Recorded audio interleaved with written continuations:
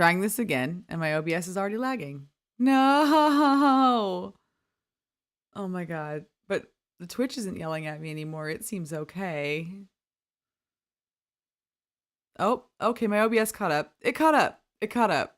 We're gonna tentatively just keep going. Tentatively. Last time it did sort itself out. Last time I think the restart was the charm, and I just restarted. So let's see if it train time. What's the train? What do you mean train? What's a train? What's a train?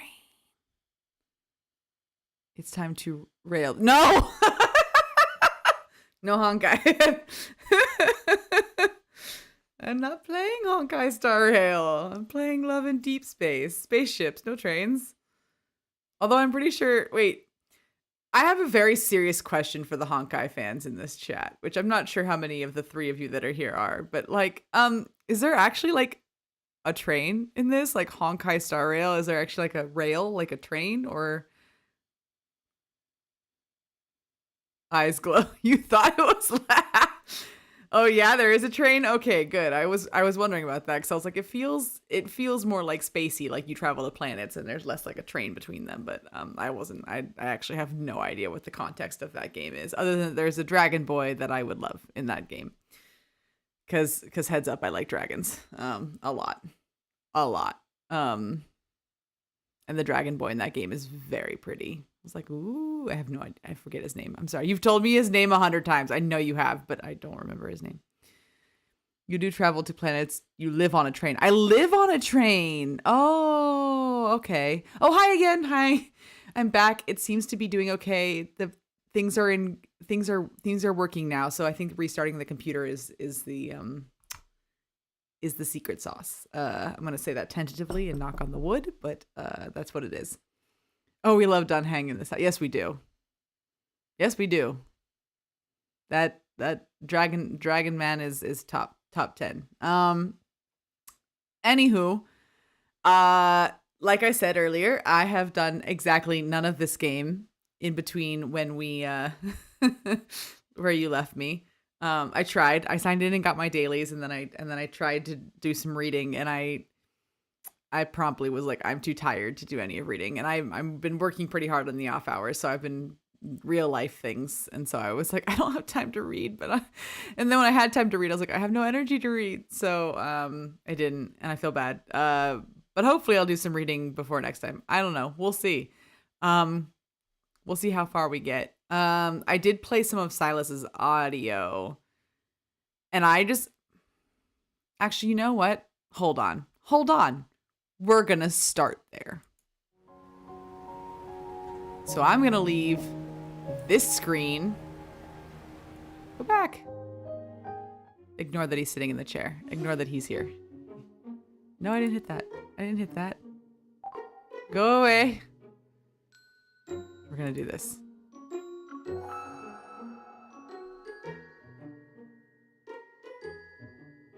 Okay, which one is it? It's by your side.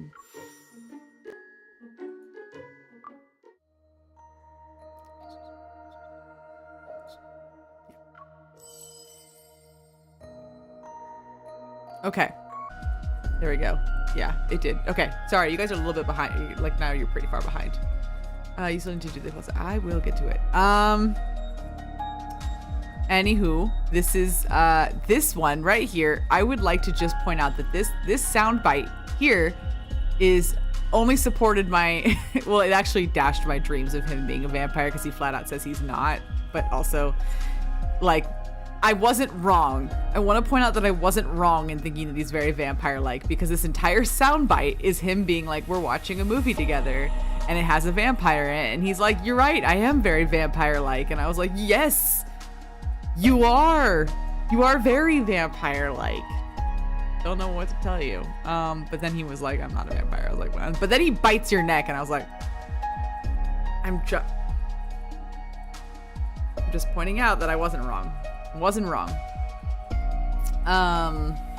Anyway, what's new? What is this? Oh, I can switch the guy. That's what it is. No, it's okay. Boo. Okay. Anyway, I won't make you all listen to this. It's watch me squirm, but it was cute. But he's a vampire. I just want to point it out. He's not a vampire. I know he's not, but he admitted he is very vampire-like, and I was very happy for that takeaway. Anyway, back to the story. Or wait, you know what? Hold on. No. Things are lagging. Oh no. Oh no. My OBS is lagging too. Yikes. Okay, we'll see how long we can go for. I'm gonna go for is he a vampire eyes? No, I know I mean maybe he didn't say no, but he just kind of made a joke about it that made me go, oh, so you're not a vampire because you're joking about it here, which means you're something else. But he could just be a human who has very vampire, like they could be going for the vampire aesthetic, which would make a lot of sense. But we'll see. I don't have enough of his backstory. What did I want to do? I wanted to do the is it by your side? No, it's not, because that's in tender moment. No, I want the falling for you. Okay, let's see. I'm sorry, my stream is so laggy. Y'all are like behind, and I can see it, like, or at least I hope it's not behind on your end, but at least for me, my OBS Studios is a smidge behind me. And then that means that the Twitch is even further behind me. So if it takes me a second to reply to your comment, I promise I'll see it and I'll get to it. And I promise that the stream will smooth itself out at some point. So did you see the new banner in game? No, I didn't. Is there a new banner? What do you mean there is no banner? Where's the closet card? There's so many. I have so many cards to... We did that one already, and that one... No, your new banner. Oh, no. Hold on. Let me go look. Yes, Twitch, let me open a new tab, please. Thank you. Nope. How dare. Sorry, hold on. Twitch is being a butt. Let me open the banner I want to see. Yes, go to their account. Mais oui. Oui, s'il vous plaît. Merci beaucoup.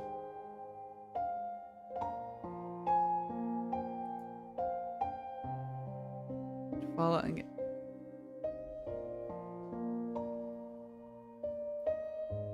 Nani? Why?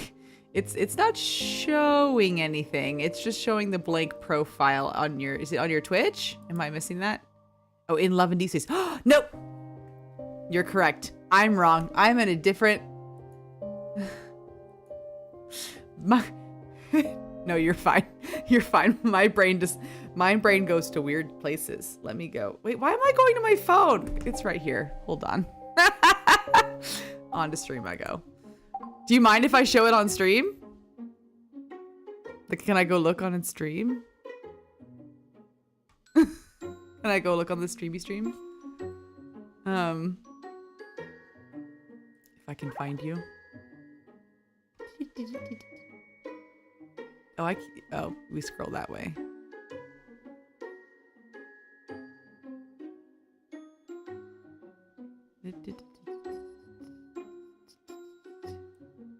I think I scrolled past you.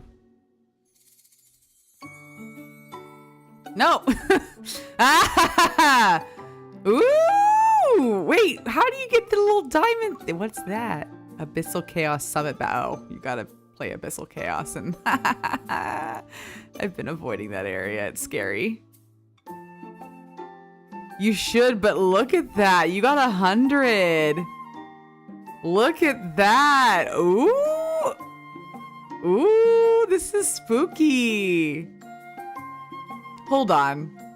Is that Silas or is that Caleb? Because that looks like, I think that's Caleb colors over there. But like you say Silas is queen, and I gotta say, we definitely, you're playing both boys.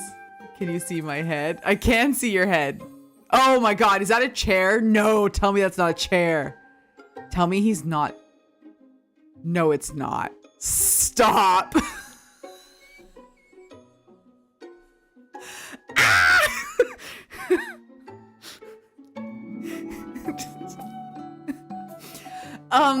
I have a thought. It's very interesting that your little tagline is Silas is queen, but you are on your knees in front of Caleb. Just think about that for a moment. You took that photo. You took that. You actively took that. I didn't know you could switch this upper section. That's really cool. That's, oh my God. That's so much though. If you go to the photo bit instead of a memory. Oh, you can see some photos I took. Oh, okay. Neat. Oh yeah, you get like 3 to choose from. Oh, they're so sweet. Look at your boys. Is he in the rain? You are. And it is his birthday. But it's them combined that makes me laugh. Like if Silas ever found out that Caleb had you on your knees in front of him, I feel like there'd be a fight. And that's something I may or may not want to watch. Oh, there's Dr. Elsa in the rain. Let the rain fall down and we find trees. Let it wash away. Cause I wanna feel the thunder. I want to scream. Anyone? Hillary Duff? No? Okay. And I'd accept that fight with delight. I too would accept. If they do that, if they fight over you, ever sell tickets and give me a free one, please. I'll help you sell them. That's amazing. That's really cool. I didn't know you could do that, so I didn't know to check people's. Now I need to check. Oh, she's like flowers. That's cool. See now I'm looking at everyone's. Oh, you don't have anything. No, you don't have anything either. No one has anything. Mine's not exciting either. Wait, I wasn't done. Hi, Silas. Why are you standing up now? My profile. Can I edit that?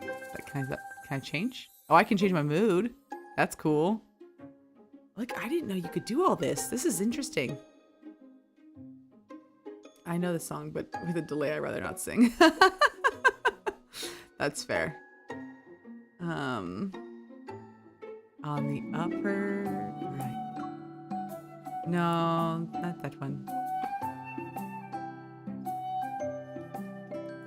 That's my name.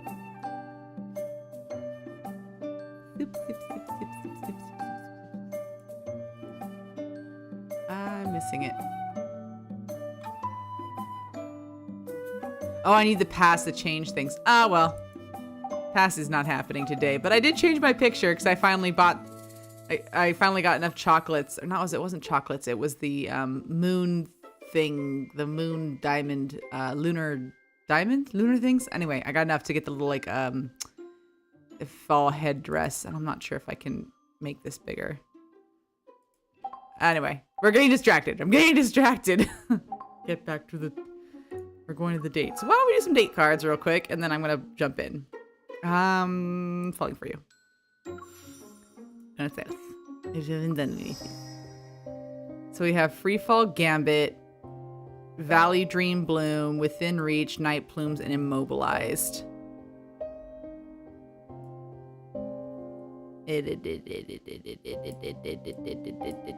Immobilized, maybe? Closet Time. Which one wasn't the closet? Again. Within Reach? Yeah, I think this one. No, you said Immobilized. Going back. Oh yeah, While attending a gathering hosted by hunters from Lincoln in the Arctic, in the remote Arctic region, I unexpectedly ran into Silas. Moreover, our evil linkage somehow tangled together again. Is this going to make... Okay, let's go. Yes, Freefall Gambit is complete. Stop making. Oh, I started Free Fall Game. That's what it is. I started Free Fall Game, but I didn't finish it because I accidentally clicked into Okay, it. now we're at 8.5 million. Do I hear 9 million? Yes. All right, 9 million from Mr. Zhang. No, I want 9 million. Dressed in loungewear, Silas leans on the couch while he holds a phone in his left hand. The Evo linkage on his wrist is slightly visible. And half an arm's length away from him, at the other end of the Evo linkage, is me. I silently stare at the unshakable band on my right wrist. It did it again. I love that, like, there's like the Love and Deepspace equivalent of the accidentally caught in handcuffs trope. Like, and that would be Silas. That's funny. Wrong place, wrong time, wrong people. Everything's not going my way. I shouldn't have gone on this trip. No, you should not have. Oh, we are still linked after the Silas story. Okay. Okay, so this isn't like a second time. This is just the continuation of the first. I lift my hand that's tethered to Silas and wave it in front of him. Hi.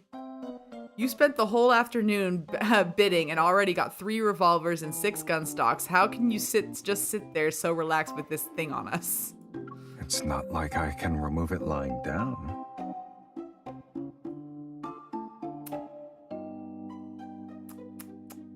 I don't want you to lie down, but I also want you to lie down. What about we lie down? How about that? How about we try?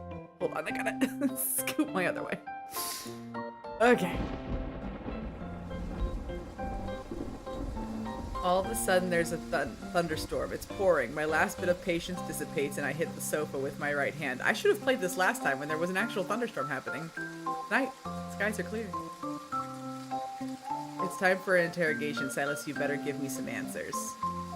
Mr. Silas of 6145 has directly called the capped price. Sold! I'm just mad at him. I forgot to read that. I was so mad. Yes. First question. I traveled to the Arctic 3,688 kilometers away from the no-no zone, and I bumped into you. Why? That's not an answer. A shrug is not an answer. I'm also curious. I don't often get to take vacations.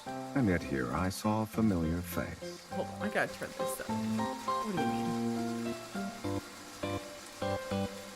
I'm on. Well, Second question. So I'm also not answering questions, I see. Second question. We're having a symposium with the Arctic hunters in this hotel. What about you? Are you here to turn yourself in? To my room?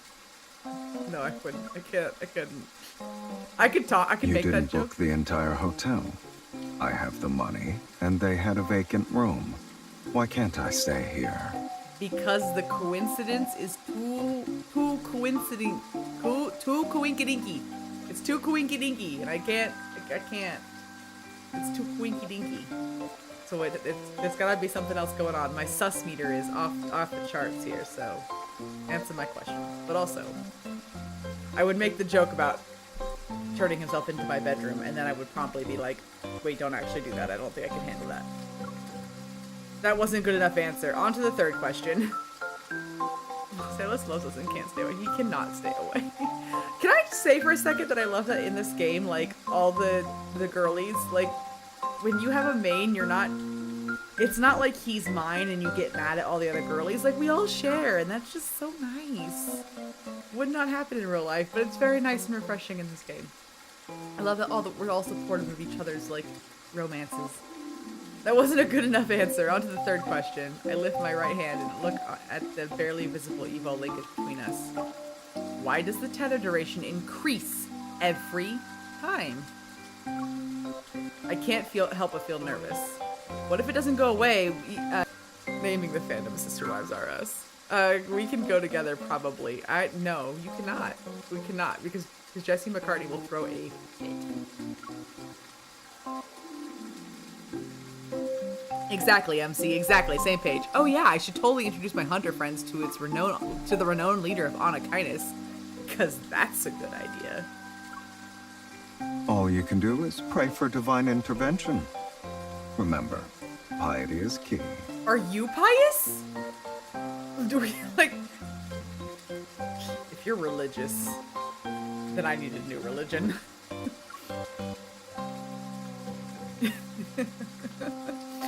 How can science be connected to superstition? Oh, well, didn't realize MC was atheist, but that tracks. That probably tracks at this point. I lower my gaze once again, staring at the evil linkage that's impossible to cut. I can read.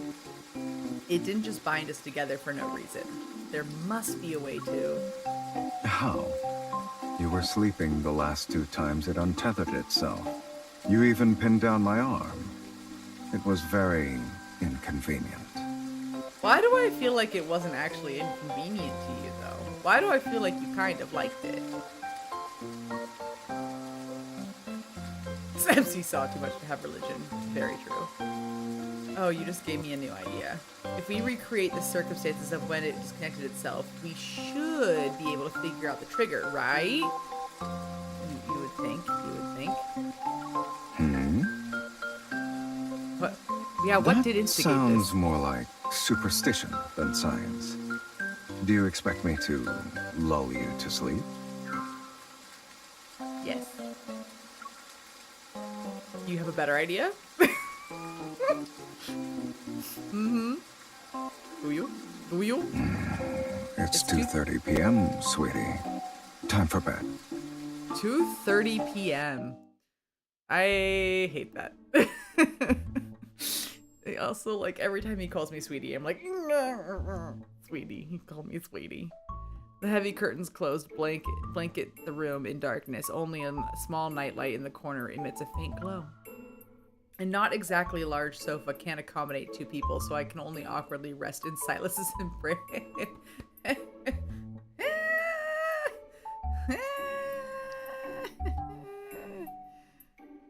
I'm laying on his chest, aren't I? Rock-a-bye, baby, on the treetop. When the wind blows, the cradle will rock. Is he singing to me? But I'm not a baby. I vote for a different song. When the bough breaks, the cradle will fall. Oh, but he's trying so hard. Silas, has anyone ever commented on your singing before? Me, I have. At the very least, Luke and Kieran gave a round of applause. Oh, they did? Oh, that's interesting. Explains why they're your right-hand men. Sing it, Silas. I love him. Speechless, I change into a more comfortable position, resting my cramped legs on the armrest. This is awful. Do you have any other ways to lull people to sleep? Oh, I'm mean. He sang very prettily. It wasn't a good song, but he sang it well. As if. I give you an inch. Is he gonna fall And asleep? you take. He's falling asleep. Oh no, he's falling asleep. Silas. He's already asleep. Now that's what we call being worry-free. Excuse me, I'm on your chest. Pouting, I rest my head on Silas's chest, poking him out of spite. Every time we run into each other, something bad happens. You must be a harbinger of trouble. That of the MC is the harbinger of trouble, because no matter where she goes, trouble. Wakey, wakey, eggs and bakey. Come on, little vampire boy. I know it's daylight, but wake up. A threatening grunt reaches my ears. I lift my head and manage to smile sheepishly. You were still awake, huh? Hey. Leave me alone. After glancing at me as a warning, Silas closes his eyes again. No, don't you He's teasing me. Oh, vampire boy. Careful, I'll get garlic. However, people often fail a lot when they want to do something. Silas may become quiet, but the steady heartbeat next to my ear becomes clear. It keeps me awake. Silas, I can't sleep. Is that so? But I can. Clearly not, because you're still awake. Seeing how he's unconcerned, I feel even more annoyed. I slowly move my index and middle finger towards him. Wait, index and middle finger. Like double? Like 2 fingers? Like index, middle, yeah. Boop, boop. I wonder if you can still sleep when oh, like this! We're gonna pinch his nose like this! Boop! Boop! Just as I'm halfway there, Silas suddenly opens his eyes and whoop, well, hi. Boop! Boop anyway. I pause and slowly stretch my index and middle finger to make a V sign. Victory! Hey there! How many fingers am I holding up? Close your eyes and stop talking. Today's patience is wearing thin. Is it wearing thin? You like me, though. A large hand presses my head against his... no, leave me alone. I would not. Okay, I dig a guy with some nice shoulders, and he has nice shoulders, and so I would just be there being like, okay, I can handle this. I'm an adult. I'm forced into silence for 2 seconds, but then squirm uncomfortably. Yeah, that's pretty much what I did. This greatly annoys my human pillow. No. He's not allowed to be annoyed. I'm uncomfy, but also I'm comfy. Silas suddenly stands up while holding. Oh no. Where are we going? Where are we going? Oh no. No. Put me down. I was just changing my position. Go back to sleep. Oh my god, see? Panic. MC and I both panic at the same time. Like, no, put me down. Also, apologies, the stream has become unstable again. My OBS Studios is doing fine, but the stream seems to be a little unstable. We're gonna play a video. No, we're gonna watch me. Oh, I don't want to get picked up. No. Hi. Hello. Before I can continue, I'm thrown onto the bed. That seems to be his MO, is throwing me onto the bed. Silas leans over, pressing my wrist into the soft mattress. With you around, I've already gotten plenty of rest. Have you? Have you?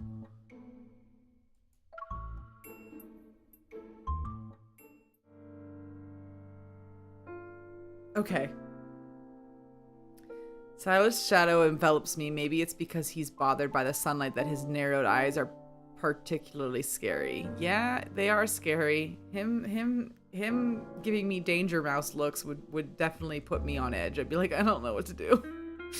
Again, because I think he's definitely the type that's like more experienced, and it's like that fact alone and the way he acts all confident is just like I would feel so underwhelming. I'd feel like I wouldn't know what I was doing. Calm down. Stop looking at me like that. You're not thinking about using the ether core in your eye, are you? Yeah, don't do that.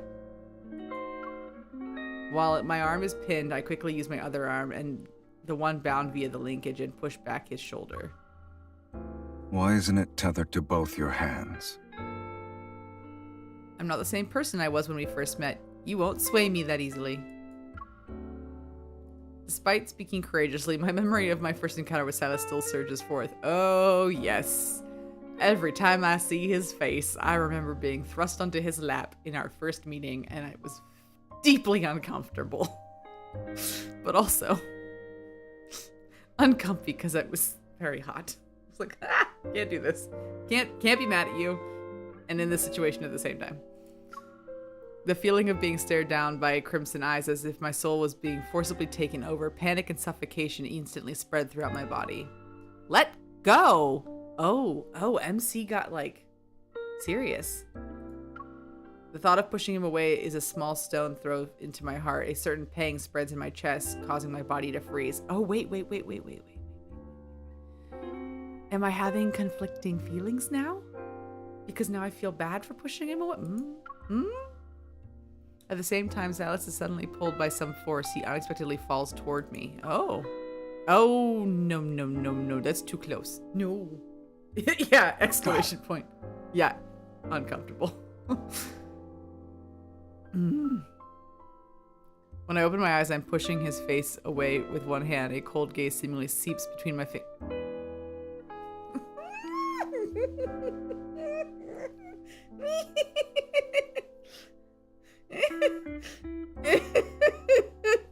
I could never. Just like no. I'm not, my hand is not actually physically touching anything, and it's still like, oh, the Whippy's, his eyes are right there. Go away. Back up. Ooh. Ooh. Ay-ya. What did you do? I don't know what I did. You threw yourself at me. I didn't do anything. After suppressing the obvious irritation on his face, Silas raises our hands that are entangled in the evol linkage. Uh-oh, okay. How do you explain this, then? I don't know. I told you I don't know. We've already been over this. For reasons unknown, the two rings are on our wrists, instead of separating, are now stuck to... Oh, wait, no, I really didn't do that. That was not me. That was not my bad. That was something else. So this is too much for me, and me that I'd be giddy all the time. I'd literally just let him take a wheel and control. Yeah, well, yeah, that's fair. I would just be like, I can't. Your presence makes my brain not function, so ergo, I'm present and in your presence, and that's all you get. Oh no, we're stuck together. Handcuff tropes. Huh? I'm shocked and don't know what to say. I can only stare at the corner of the ceiling. Well, you need to move first. In silence, Silas and I sit shoulder to shoulder. It's so awkward.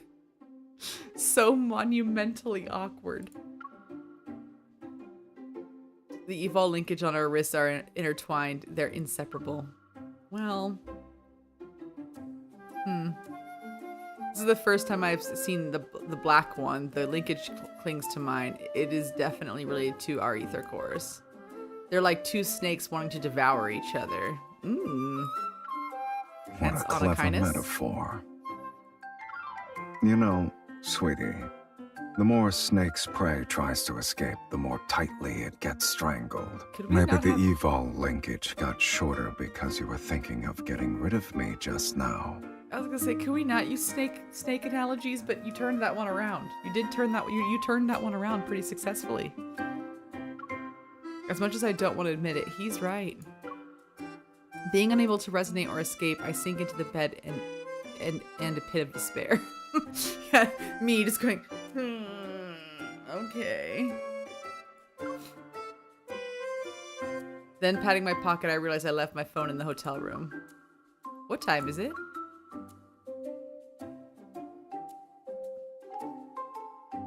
Silas glances at the light coming out from behind the curtains. 6:30, 6:30, give or take. Dang, hours, like 4 hours went by. That was a long time for all that interaction. 6:30 p.m. That's when the event starts. Well, I sit up on bed. This is bad. I need to tell my colleagues I won't be there. Yeah, I don't like being late or missing things. It does give me anxiety. There are hats and sunglasses in Silas's room. I dress him up from head to toe and sneak back into my hotel room. Luckily, everyone went to the event. I didn't run into any acquaintances on the way. Lois, are you there? Opening the door, I check again and ensure nobody's inside. Then I quickly pull Silas into the room. Oh, girl, you're gonna get written up for taking a boy back to your room and missing the event you got paid to go to. I'm just saying. Other people's stuff is here. Close your eyes and don't look. I pin Silas against the... Oh my god, imagine your coworkers finding out that the leader of a criminal organization was in your hotel room with your coworker. Like, if I was Tara, I would be like, the audacity, but also, oh my god, tell me everything. I would die. So this is actually very entertaining. I want one of her coworkers to walk in and be like, who the frick is this hottie? And then her be like, oh, he's No one, and then like later for them to like get a picture in the news about, oh, this guy was, we have a picture of the infamous Silas, leader of out of kindness, and then she sees it and she puts two and two together, and like I want that video of her being like, he was in my room. Like I want that. It'd be funny. I pin Silas against the door as he impatiently removes his hat. He softly chuckles upon hearing my words before actually closing his eyes. Oh, he listened. That's nice. Does this mean I can snoop around if it's all your stuff? No.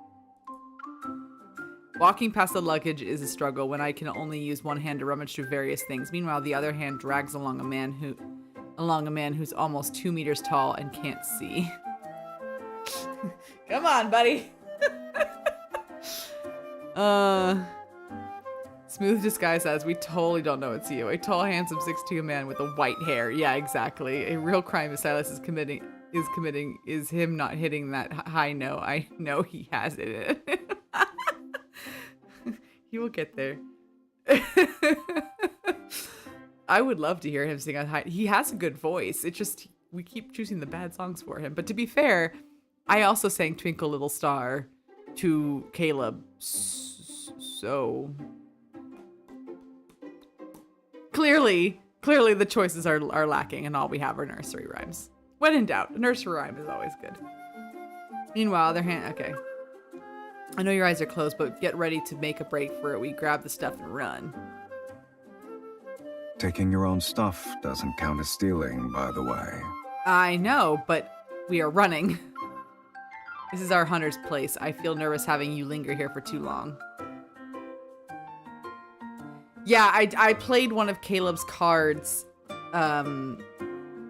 before, like, back before he got blown up. So I didn't think I was I was jumping the gun at that point, and then he got promptly blown up. But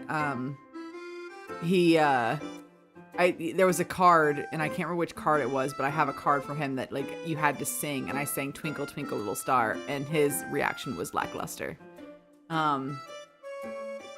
And then he almost kissed me, but didn't kiss me. He put his hand in the way, and I'm like, I'm not sure what that was. Not sure what that was.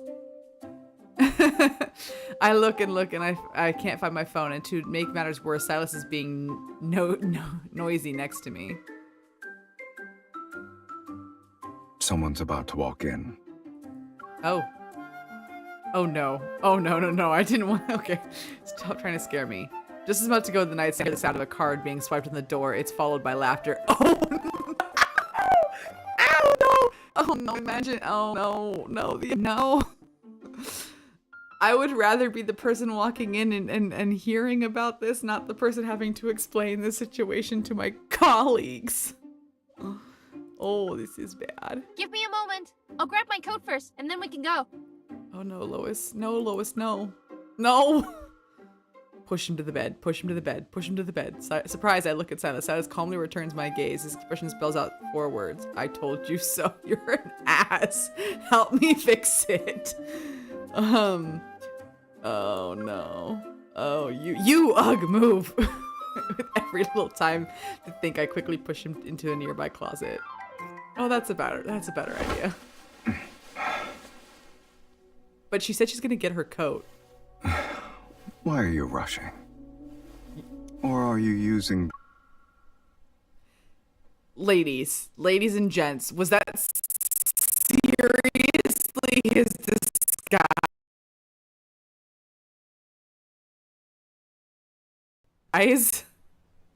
A pair of glasses? My dude, a hat or something. That was nothing. That made it worse. Oh no. Are you using this opportunity to invent? No. We're in a closet. Even though she said she's gonna grab a coat, and I hope it's not in here. But this is the best thing, so just run with it. This opportunity to avenge yourself. No, it's fine. You're being dramatic. Stand up. Nope, he won't let me. Silas, stand up. Are you ordering me around? Yes, I am. Listen to me.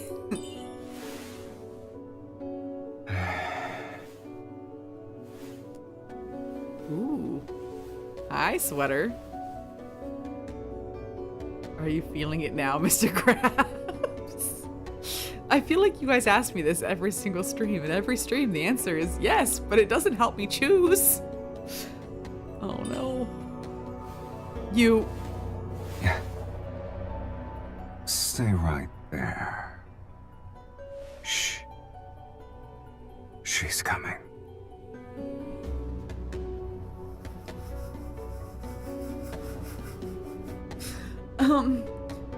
Uh-huh.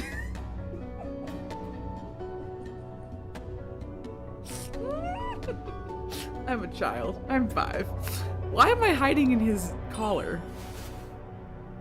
I did nothing wrong. And if we meet, we can say hello to each other.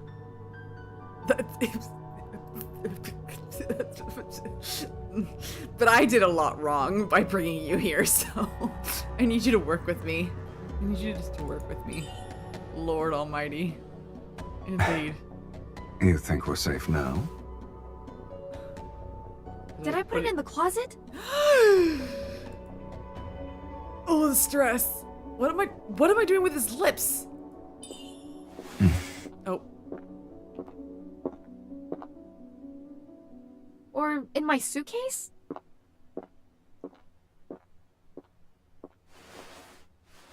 Anxious? Stop talking. We're in a closet. She can hear Then you. close your eyes. Oh my god. Why did I agree to that? Huh? Why can't I open the closet? Pretend you're a coat that doesn't breathe or have a heartbeat. It should be easy. She can hear you. Those are slatted.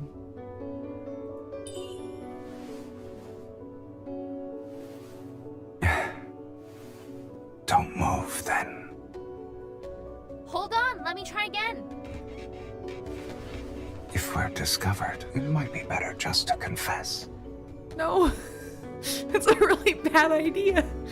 Hi, coworker. I'm dating the leader of the criminal organization we actively hunt. Yay! Not a good idea. This is not a good look. Oh, we are too close. Your mental He is a menace. fortitude's terrible. My mental fortitude is indeed 100% terrible. He is correct. Mental fortitude, don't know what that is. Who is she? Never met her. Oh my god. His clavicle is right there. How did her phone end up... Oh, so my code was here. I got it. Let's head on over. I'll find someone to fix the closet later. You won't need to. We'll be out of it. Don't worry. It was an unknown number. Are you sure? I'm not in the mood to reveal our relationship right now.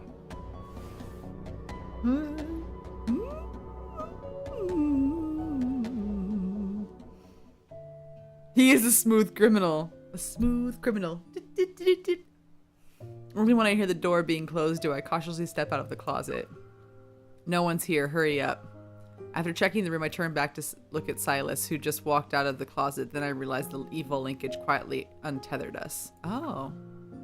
Because we were being cute in the closet? 7 minutes in Being too heaven? close to you is just asking for trouble. Clearly. 7 minutes in heaven. I have a meeting to get to. Says the person who caused all this.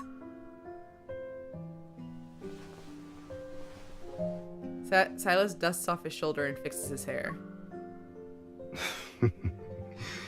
Yes, yes. So, you're used to it already. Being tied to a bad man like me is beyond reasonable.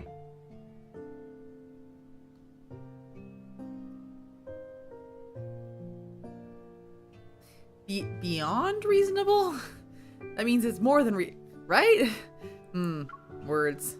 It's a shame. We still don't know how the evil linkage untethered itself because we played 7 minutes in heaven. We have to like play hanky panky before it lets us go. Touching my wrist, I feel a strange emptiness. Meanwhile, out of the corner of my eye, Silas has returned to looking at me. Do you have something else to say? You didn't want the linkage to be broken. Rude! I did, though. I didn't. I did not. From our mouths, two different sentences are uttered at the same time. It takes me a while to understand what he just said. Says who? Me. This thing takes longer to disconnect every time. I guess you like me a lot more now. Okay, narcissist. I wouldn't call him a narcissist. Overly confident, yes. Mr. Confident, I mean, yeah. Mr. Confident, he definitely be. Sweetie, when people don't want to accept the truth, they're quick to deny things. Well, that's child, like kindergarten level logic, but fine. Slightly raising my gaze, I can see the grin on the corner of Silas's lips. Even without insisting anymore, he gives off an air of finesse. Yeah, he does. When did he start to be not as obnoxious? I don't think he ever started as obnoxious. Well, that's not true. He was a little obnoxious, but he was just overconfident. Mr. Confident.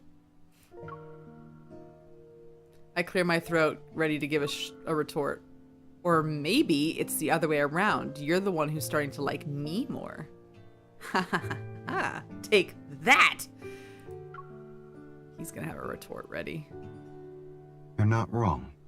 Wait, that was too honest. I don't know what to do with that information. System override. Nonchalantly saying those words, Silas puts on his sunglasses and heads for the door by himself. Wait, you're leaving just like that? That's a good question. I see. You're worried that I'll get caught by the surveillance camera when I go out. It's not because you want me to stay, right? Well, I would have been more worried about the surveillance camera on the way in, because on the way out, it's going to be the same story, and I didn't care the first time, but also, no, you don't just drop a bomb like that and then leave. I pursue my lips and walk up to him. I put that hat on his head. Yeah, where's the hat? I want the hat. Put the hat. Meow. You can't put a hat on that hair. That hair is too perfect. Yeah, so you better leave quietly. Don't let anyone see you or else you'll ruin our symposium. He clearly understands the concern beneath my words, but he chooses not to address it. Does this mean that one day, even without the linkage, you'll choose to stand by my side?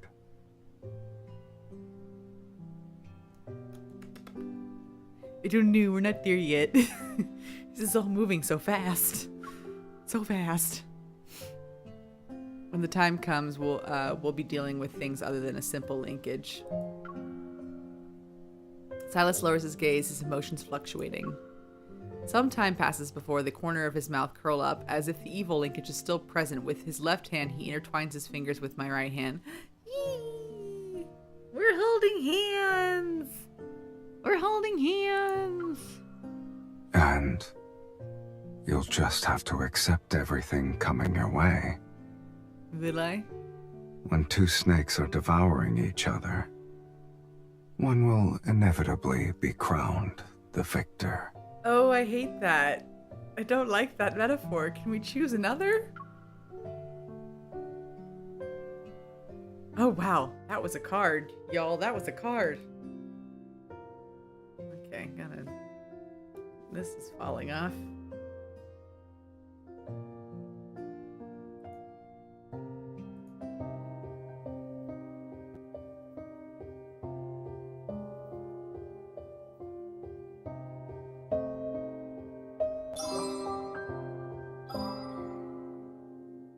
Ooh, we're to 37. My affinity with him is going up fast.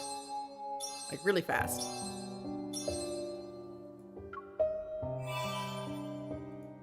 Yes, good. Okay. Alright, well that's our Silas for the day. I want to make sure I get through this chapter before I sign off, so we're gonna go back. Oh, wait. He's sending me a message. Gotta go reply to that. I answered that one. Okay, didn't you say you were going to join me for this deal? Where are you? It makes me sleepy. I'm leaving the group chat. It's like I'm learning a new language. All I hear is gibberish. It's like I'm learning. I'm skipping class.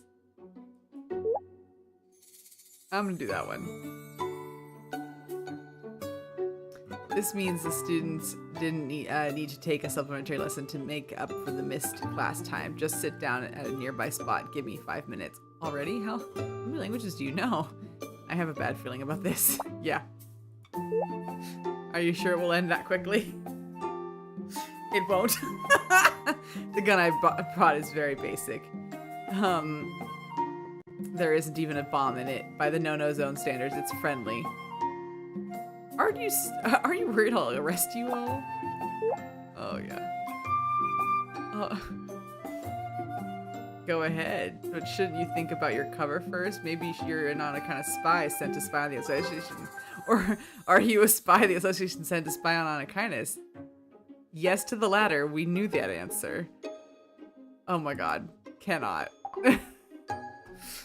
Cannot with him. Okay. Let's see. So we did Thorns Under the Moon with Zane.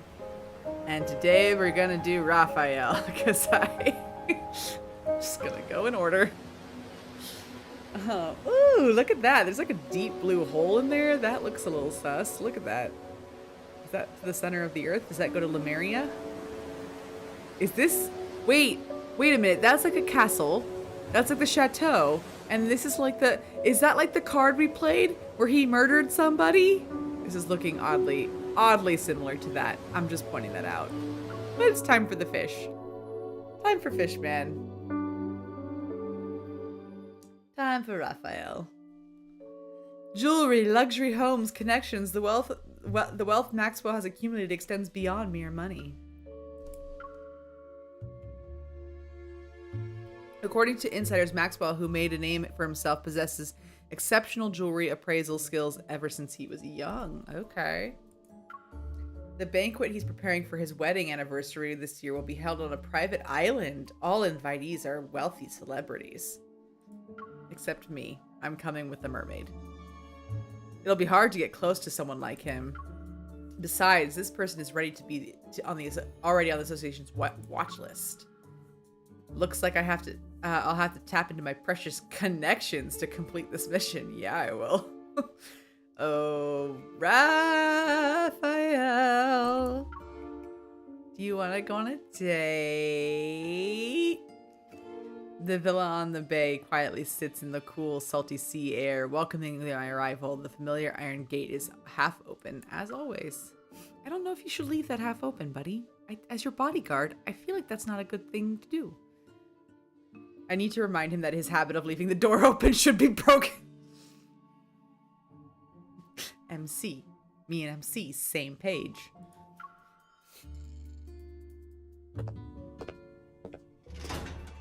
I close the door behind me and head to Rafayel's studio. Like, don't get me wrong. It looks so much better. But your position still isn't visually appealing. Oh boy. There are other people here? That's rare. Ooh, look at him in a suit! The wind blows open the door before I can reach it, and the sound of waves resounding inside the house rushes to greet me. In front of the large floor-to-ceiling window, an unusual figure swings their arms as they're bathed in sunlight. Rafayel? Oh my god, he looks so swanky. Rafayel, dressed in formal clothes, turns around. A smile appears on his face as he places his right hand on his chest. He bows. Ooh. That's cute. He bowed. Ah! And he's wearing a ruffly shirt. Mr. Darcy, have I ever? As I live and breathe. Welcome, my esteemed guest. Please, take a seat. Sure.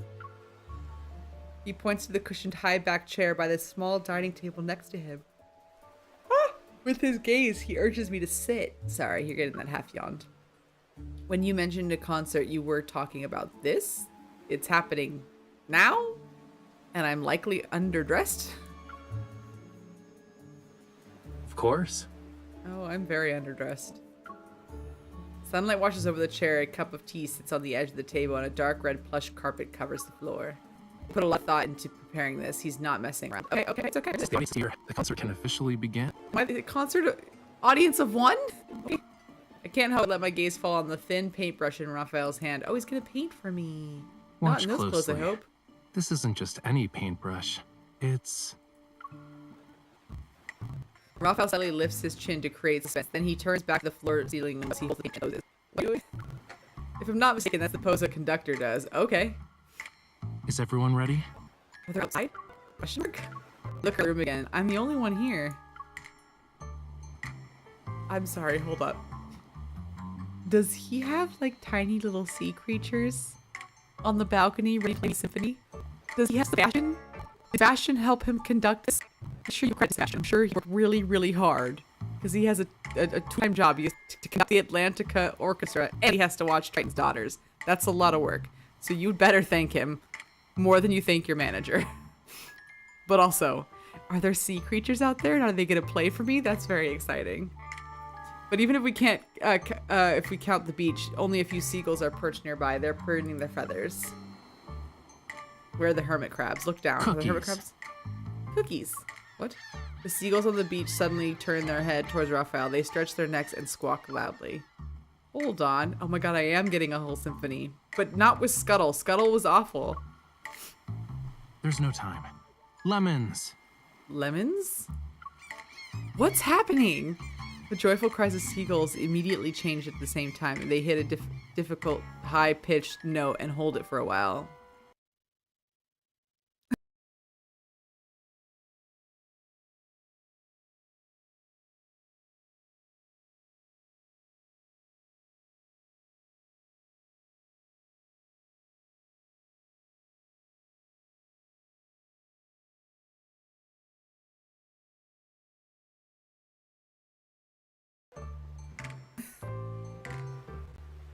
So I didn't get Sebastian. I got a Scuttle concert. Oh no. A cool sea breeze lifts the hem of the suit and bends. Oh no. Sorry. And blends the warm sunlight to create a relaxing, refreshing experience. Raphael's pose is simple yet subtly expressive. His eyes are half closed as he engrosses in the melodious tune. Melodious? Melodious? Melodious, because it's melody. Melody. Yep. I know how to read. I went to college. Assuming this is a mime performance, it's perfect in terms of being a concert. It's a shame I can't mute the world. Before the seagull's maddening cries overwhelm my mind, yep, Scuttle. I go to the window and set down a plate of cookies and lemons. The rhythmic cries stop. Seagulls fly in to snatch the cookies before scattering. They're satisfied. Oh, he's pouting. Oh, I'm sorry. I ruined your concert. Raphael watches the seagulls disband. He reluctantly puts down his paintbrush. Not only did you interrupt the conductor, but you also fed the orchestra during a concert. I've never met an audience member as audacious as you. Well, takes one to know one, doesn't it? Doesn't it, audacious firefish? Just saying. Just saying. Weren't these supposed to bribe the seagulls to stay quiet? Okay, I guess that was pretty obvious. A little bit. Tell me to bring my noise-canceling headphones next time. Raphael points to the earbuds, headphones, and pillow on the sofa. I think it's pretty clear how I've spent these past few days. These seagulls are so noisy that I can't get anything done, you know. If I don't find a way to discipline them soon, I'll have to resort to drastic measures. Aren't you a mer person? Can't you talk to them? The seagulls finish the food on the plate and flap their wings. They fly towards the azure ocean. Well, a hasty curtain call is to be expected for a seagull performance. This is true. The weather's so nice today. Do I have the honor of inviting you to afternoon tea since the concert's over? You do, and in that suit, Mr. Darcy, you can take me anywhere. Twirling the paintbrush in his hand, Raphael walks to the small dining table. He lifts the tablecloth with a paintbrush handle. I was planning to surprise you when it ended, but I suppose my plans can never keep up with you. Oh. Sorry. Was the concert only the beginning? Is this the real reason why you invited me over? Because I'm here to ask you for a favor. No. Okay.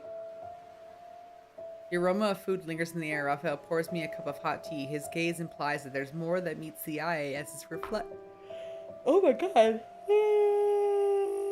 Sorry, I keep yawning. Then meets the eye as reflected into the drink's ripple. Ooh. I heard some rumors. And even if I didn't invite you, you'd probably find me of your own accord. I don't like that you have heard such rumors and that you know that I'm here for my own purposes. Right, because last time I was with Raphael in this being my Twitch universe, Le Labyrinth, yeah, last time we hung out, you helped me into the no-no zone, but then you talked to a really sus person, and I forgot the EBGBs. You gave me some sus vibes, dude, and I'm a little nervous. I doubt they're gonna cover that here, but we can try. Looks like the sea breeze is good at carrying it. Since you left the N109 zone, certain eyes that lurk in the shadows are waiting for the play's next act. Problems keep coming up. I'm not sure which one you'll deal with first, though. So, I'll take the initiative and offer you a reward of your choice. How does he know about all the issues? How does he know? Are you also involved with all the issues? How? I have questions. Is he involved in some way? In a good way or a bad way? And which choices do you know about? Because I know about other choices, and this makes me so freaking nervous, dude. You make me nervous. The rare display of honesty and underlying assertiveness catches me off guard. He's already in control of the conversation. Dang it, yeah, he is. I swallow my food after contemplating my choices. I pick up my cup and extend it towards him with a question. Why don't you be even more honest? Is there something that needs my immediate attention? Not necessarily, but it is something only you can do. Yes, only you. Sure about that? The corner of Raphael's mouth curls up. As we clink glasses, his expression carries a hint of determination. I know this matter is anything but ordinary for him and me. Breaking the shackles of time requires patience. As they say, haste makes waste. Let's talk about your issue first, yeah? Okay. Time? The shackles of time? This seems very dramatic. Seems like a lot. Seems overwhelming.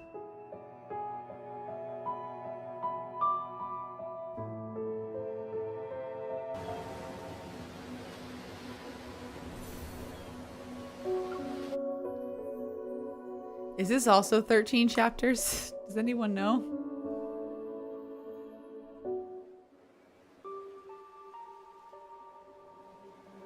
The well-known tycoon Maxwell is on the association's watch list for suspected involvement in illegal protocore smuggling. Who isn't in this game? At the last auction he attended, he bought a set of jewelry that wasn't top tier for the high price and claimed it was for a wedding anniversary. Would a wealthy entrepreneur skilled in jewelry appraisal make such a mistake?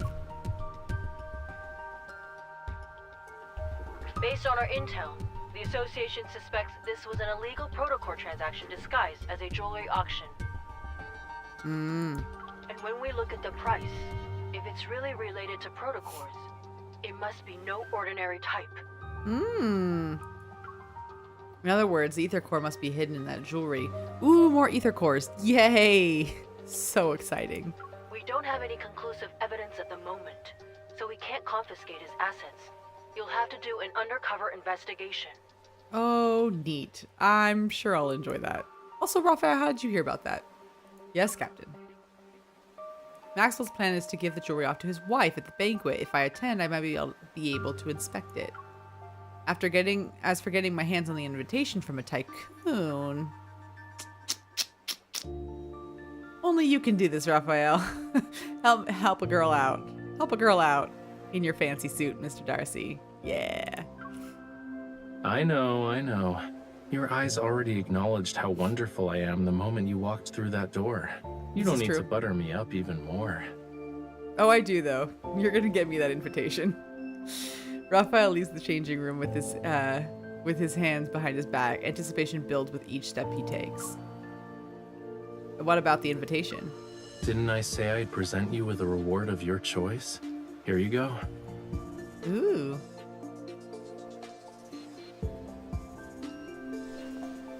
A shadow falls in front of me. Raphael covers my face with one hand and ties something at the back of my head with the other. Wait. Are you blindfolding me? I raise my hand and touch the smooth surface. The object is soft but firm. Raphael wraps an arm around my shoulder and leads me to the mirror. Oh, yep, we're blindfolded. A mask for a masquerade. Oh, a masquerade. And the invitation to Maxwell's private banquet. Ooh, I knew I loved you. Raphael stands behind me. He appears to be dissatisfied with how the mask is positioned. While talking, he undoes the knot and reties it. Maxwell and his wife, Gabriella, met at a masquerade ball. The theme of their wedding anniversary is reliving the moment. Guests will wear customized masks as part of his commemorative gift. Oh, sounds like he really loves his wife. But these masks are custom made, so they must represent its wearer's identity, right? Yup. Your clothes and jewelry are ready too. Now's the perfect time to get acquainted with your new identity. Okay, custom made for a new identity. I was like, how did Maxwell know I was going? Because that does not bode well for me actually going and, I don't know, doing my job. I glance at my reflection in the mirror. I notice Raphael's somewhat extravagant formal attire that suits a masquerade. So you're not an artist. I'm curious about the new relationship you set up for us. Mischievous, Raphael winks at me as I'm looking at my reflection in the mirror. A new, talented opera singer who's accompanied by a dedicated manager, bodyguard, and assistant. Yeah, that was my next question. Which one of us is the opera singer? Because it sure shit ain't me. I ain't hitting any of those notes. I'm definitely not your manager, bodyguard, or assistant. Okay. I never accept side gigs. Good. You're an opera. Okay, we can take that. I'm the manager and bodyguard and assistant. Damn, do you pay me enough? 3 days later, on a luxurious yacht, the banquet is in full swing. Melodious music accompanies the event. Look at this. This is the same room where the murder took place. The murder. I quietly touch the back of my head. The mask is on my face, and the strap shows no sign of becoming loose. Good. With this champagne glass in hand, I stand behind Raphael. I occasionally pretend to take a sip as I observe the people around us. Why are you so far away? Oh, he's like the Phantom of the Opera. Y'all didn't warn me that he's literally the Phantom of the Opera. He's got the little half mask. Wait. If this is supposed to represent a person's identity, I want to know what the meaning of this one is. What is the meaning of the Phantom mask? Please tell me. Please enlighten me. This is so cool. He looks so good. Oh, I'd play. All right. Okay, back. Welcome back. Oh, no. Raphael, who's always wearing a mask, turns around and looks at the distance between us with some confusion. He gestures for me to come closer. I'm not your girlfriend in this scenario. Your clothes and mannerisms are your face in a banquet like this, which means they're under everyone's scrutiny. Okay. So, people are gonna think I brought an assassin with me when you stand over there like that. But I'm your manager, not your girlfriend. I mouth, this is the distance a bodyguard should be at, to Raphael. Yep. Oh, he's pouting. Do you want to offer me your arm then? Oh, we're dope. He's just gonna come up. Got it. You're close, buddy. Resigned, Raphael lowers his head and walks over to stand beside me. Okay, yep, that's fine. Then switch your role to manager so we can be near each other. Besides, when you first became my bodyguard, You weren't this meticulous about keeping your distance. Just Raphael is about to say something. A man wearing a jester's mask walks over to us. My intuition as a bodyguard makes me step forward to protect Raphael, who's behind me. He's just here to talk. You don't need to be on high alert. Okay, I nod and step aside, standing next to Raphael. I watch as Raphael starts a conversation with him. Your bodyguard is competent. I feel like this is a jab. I know it was meant as a compliment, but I feel like it's a jab. Smiling, Raphael looks at me. Being modest would be a disservice to her. Having her around is the best thing that's happened to me. Oh my god. Stop. The thing about him being constantly showered in flattery is that he does, in fact, know how to give it. Ever since he's boarded the yacht, Raphael's speech and enunciation have changed. His gestures are also more exaggerated than usual. I think he's thriving. He is going to be a drama king all night. He is like, I can be a theater person. You know how people who like never were in theater think theater people act, and then they just start acting like that? It's like, he's gonna act like that. It's like he's a real opera singer. No, it's like he's acting like he's a real opera singer. Maxwell made this mask and brooch for Yosef. Ooh. He should be over 70 right now. But you sound like a young man. Ooh, Yusuf. No. No. No. We know that name, do we not? Is that the dead fish? The one he avenged? Oh boy. Here we go. I feel a little on edge, but my expression remains calm as I take the wine glass from Raphael's hand. Uh-huh. Are you saying that 70-year-old Yosef should disregard his health and attend in person? Youngsters like yourself are very sharp-tongued. While Yosef and I were drinking tea and playing chess, you were probably having fun somewhere else. This is true. Judging by your attitude, you must be an old friend of his, good sir. Has he not taken the time to share some of his insight with you? For example, how does a person avoid becoming an annoying old man? Oh my god, Watch your Raphael, tongue. stop. Did Maxwell actually allow someone like you to attend this Oh banquet? my god, you're gonna get thrown out, and I can't get thrown out.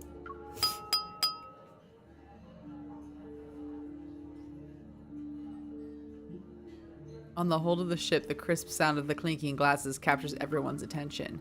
The middle-aged man wearing a dark purple velvet suit stands up with a glass of wine. His smile is barely concealed under his mask. I'd like to thank everyone for attending this banquet. Ooh, he looks like a Victorian. Someone Victorian. Look, you could totally tell there's a handlebar mustache there. Tomorrow is my 40th wedding anniversary with Gabriella. The yacht will arrive at the island where the event will be held. Nice. Upon seeing the, oh, we're on like a ship murder mystery, aren't we? Damn, every time we go on a date with Raphael, it's like a murder mystery. Like an intense one. I don't know how I feel about that. It feels like we can't relax.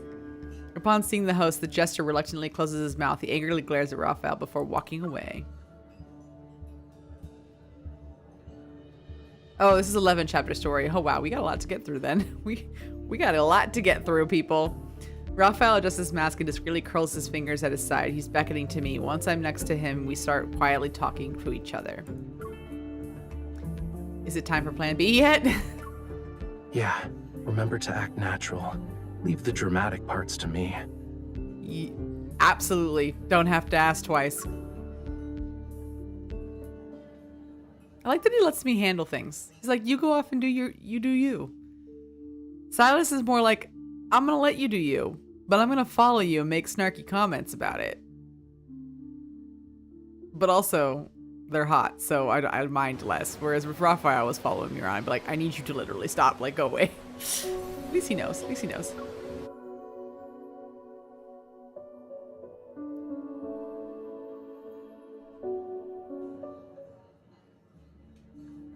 All of you have probably heard about my gift for Gabriella. Okay.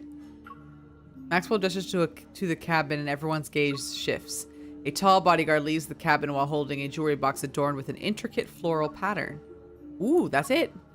Following Maxwell's directions, the bodyguard places the jewelry box on a display that's been specifically crafted for it. It's located at the front of the banquet hall. Bathed in meticulously placed lighting, accompanied by perfect angles and color, the jewelry resembles a solidified dark blue tranquil ocean. This might be a good chance to get a closer look. You also must have heard about the people who claim my old eyes are failing me, and I can't tell what a real treasure is anymore. Why is this so low? I'm at 100. It's like he's really far away, not across a room. The sound mixer. Please mix him up. And that is why Raph is my fair, Rosen. As Maxwell lightly joked about himself, everyone joined in with the good-natured laughter. When the official banquet begins, I will let everyone know that its true value is far beyond the money I spent. Ooh. It must be the perfect piece of jewelry for Gabriella, since he spent so much money on it. I heard it compliments Gabriella's eyes. Maybe that's the reason. I hear the guest conversation around me. Recalling Maxwell's files, I shake my head. Rafayel understands the meaning behind my gaze and follows me. Wait, you said go do me thing. I'm gonna do my thing. You can't wait to get closer to Maxwell. He's annoying. And I agree, MC. He is absolutely annoying. Hush your buttons. Stop talking. This is like that Carter dude, the gross Carter from the last chapter. I didn't like him either. What's up with the gross people in this chapter? The Jester. Also, I have to stop. I have to stop for a second. My name is Jester's Labyrinth. I love jesters. This man is adding a bad name to the Jester title, and I shall not have it. I hope he dies by the end of this chapter. For that alone. He has insulted me personally. And I will not have it in this household. So no. The Jester. I'm gonna call him the Clown. The Clown follows us and his unabashedly rude remarks catches Maxwell's attention. What's going on?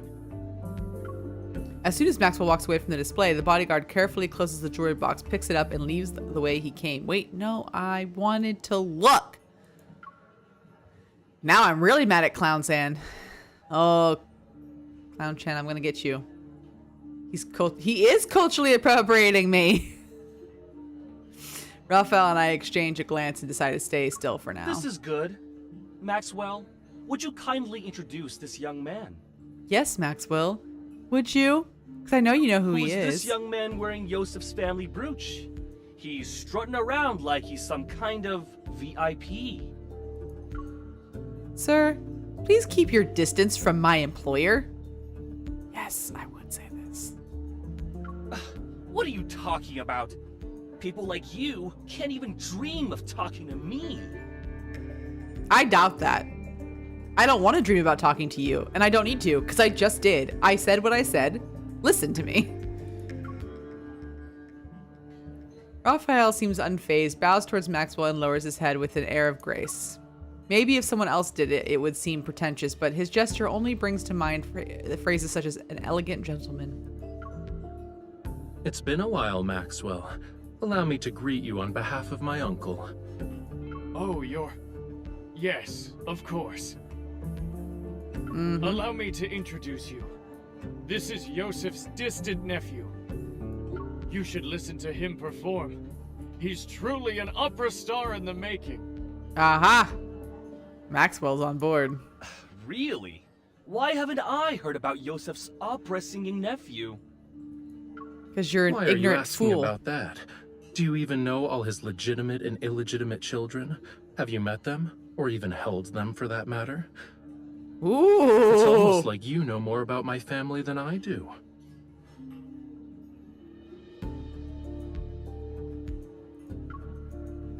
The gesture is taken back. He's about to speak, then Maxwell interrupts him with a cough. Sure, cool.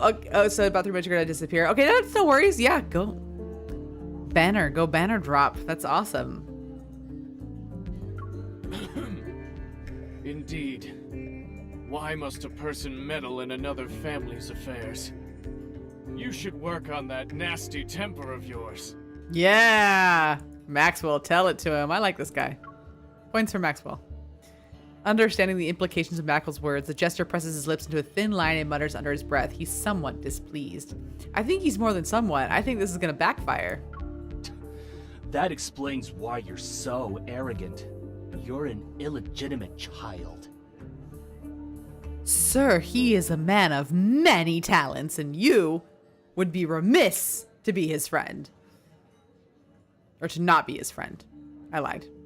That's a double well, it needs to be double negative. Any hoodles. How dare you? How dare? Can I kick him? Can I kick him now? Annoyed, Rafayel puts a stern expression. I position myself between him and the jester. Yeah! All right, young man. There's no need to get so worked up. I just heard your bodyguard threatening an elder. That's not right. Mm-hmm. Sorry, I can't do anything about that. My bodyguard, who's also my manager, has a bad temper, especially when it comes to people offending me. I do, I can't just indeed. ask her to stop being so protective of me, can I? Yeah, no, you cannot, because I will not. This is where I say, eat the rich. I will take you all down with myself. I know the master of Onakindness. We can make things happen. Maxwell raises the eyebrow before understanding the situation. Ah, youth.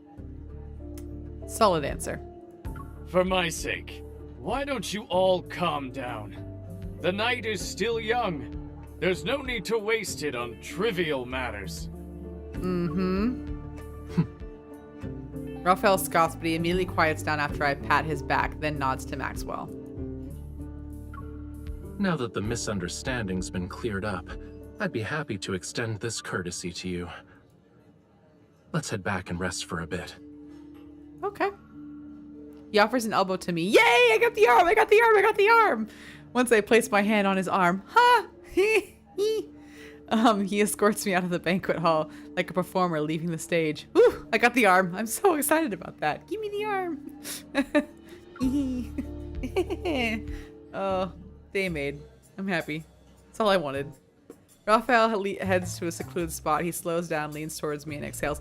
Hold on, I gotta go back.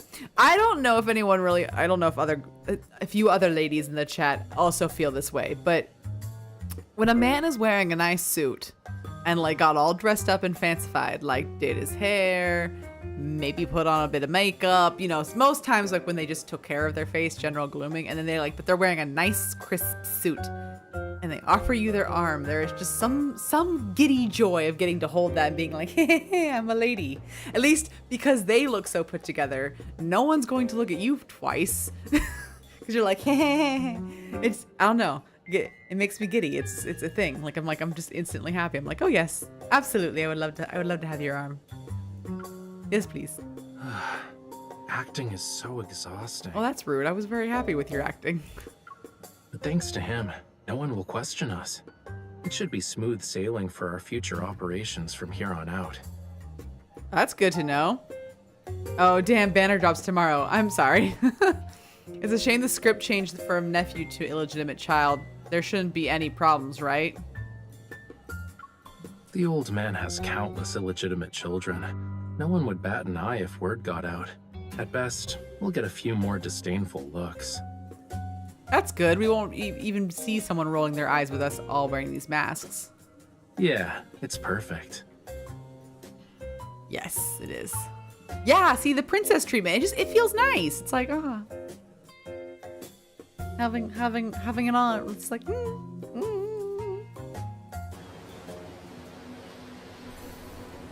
That said, if Silas was the one to offer me his arm and he was like dressed in a really nice suit, I think I would just sit there going, like, words would not happen. You would just get like short-circuited gremlin. And everyone would be like, what's that thing attached to your arm? And he'd just be like, don't worry about it. It's like, that's how I'd feel. Ooh, we're on the yacht, we're on the yacht, we're on the yacht. I wasn't able to get close to the jewelry, so I didn't sense anything unusual. My hair hides the strap at the back of my head. Seeing me struggle to find it, Rafayel helps me. Oh my god, that's sensual. Whew. Whew. He's going to help me untie it. Okay. I can't help but rub my face the moment the mask comes off. It feels a little stiff. Your target this time is jewelry? Yep. He fiddles with my mask, my palm and slender fingers making it look delicate. What about you? Is pretending to be your manager, bodyguard, and assistant as far as my help goes? Or am I helping you commit murder again? This is a question I actually have to ask. Okay. He gazes out at the ocean, his exposed half face showing a pensive expression. Don't worry. I'll tell you everything when the time comes. Will you? Because last time I had to figure it out through, the process of elimination mostly. / all the facts kind of coming together. You didn't tell me anything. I figured it out. I'm not saying anything now because I'm worried the info dump will overload your brain. No, I want an info dump. That is what I'm asking for. An info dump. Now I'm even more curious. Yup. Surely you have other questions besides what I'm actually after. Why not ask a simple one? No, my question is, what are you after and what is my role in it? You're wearing a disguise for a reason. Are you hiding from people who posted up your bounty on the dark web? Oh, that is a good question. MC. Excellent brain choice. It's part of the reason, yeah. But I have other enemies. Other enemies? They're also on the ship? They're also on this ship. No, I don't like that. Dude, what? I worry about him. As I expected as much, but I still let out a soft sigh. Why do I always feel like you're dragging me into trouble? This is a good question. One I have had many times with all of the boys. All of them have driven me into trouble. Don't worry about it. Considering how strong you are, no one can beat you in a fist fight. But I also really like that he constantly compliments my strength. That's very attractive. Thank you, sir. Yes, White. I knew it. Nothing is ever simple when you need me to be involved. Nope, nothing. Oh no, coming closer again. Hi. Rafayel keeps smiling. He lifts my right hand and gently presses it against his cheek. It's a gesture of gentlemanly courtesy.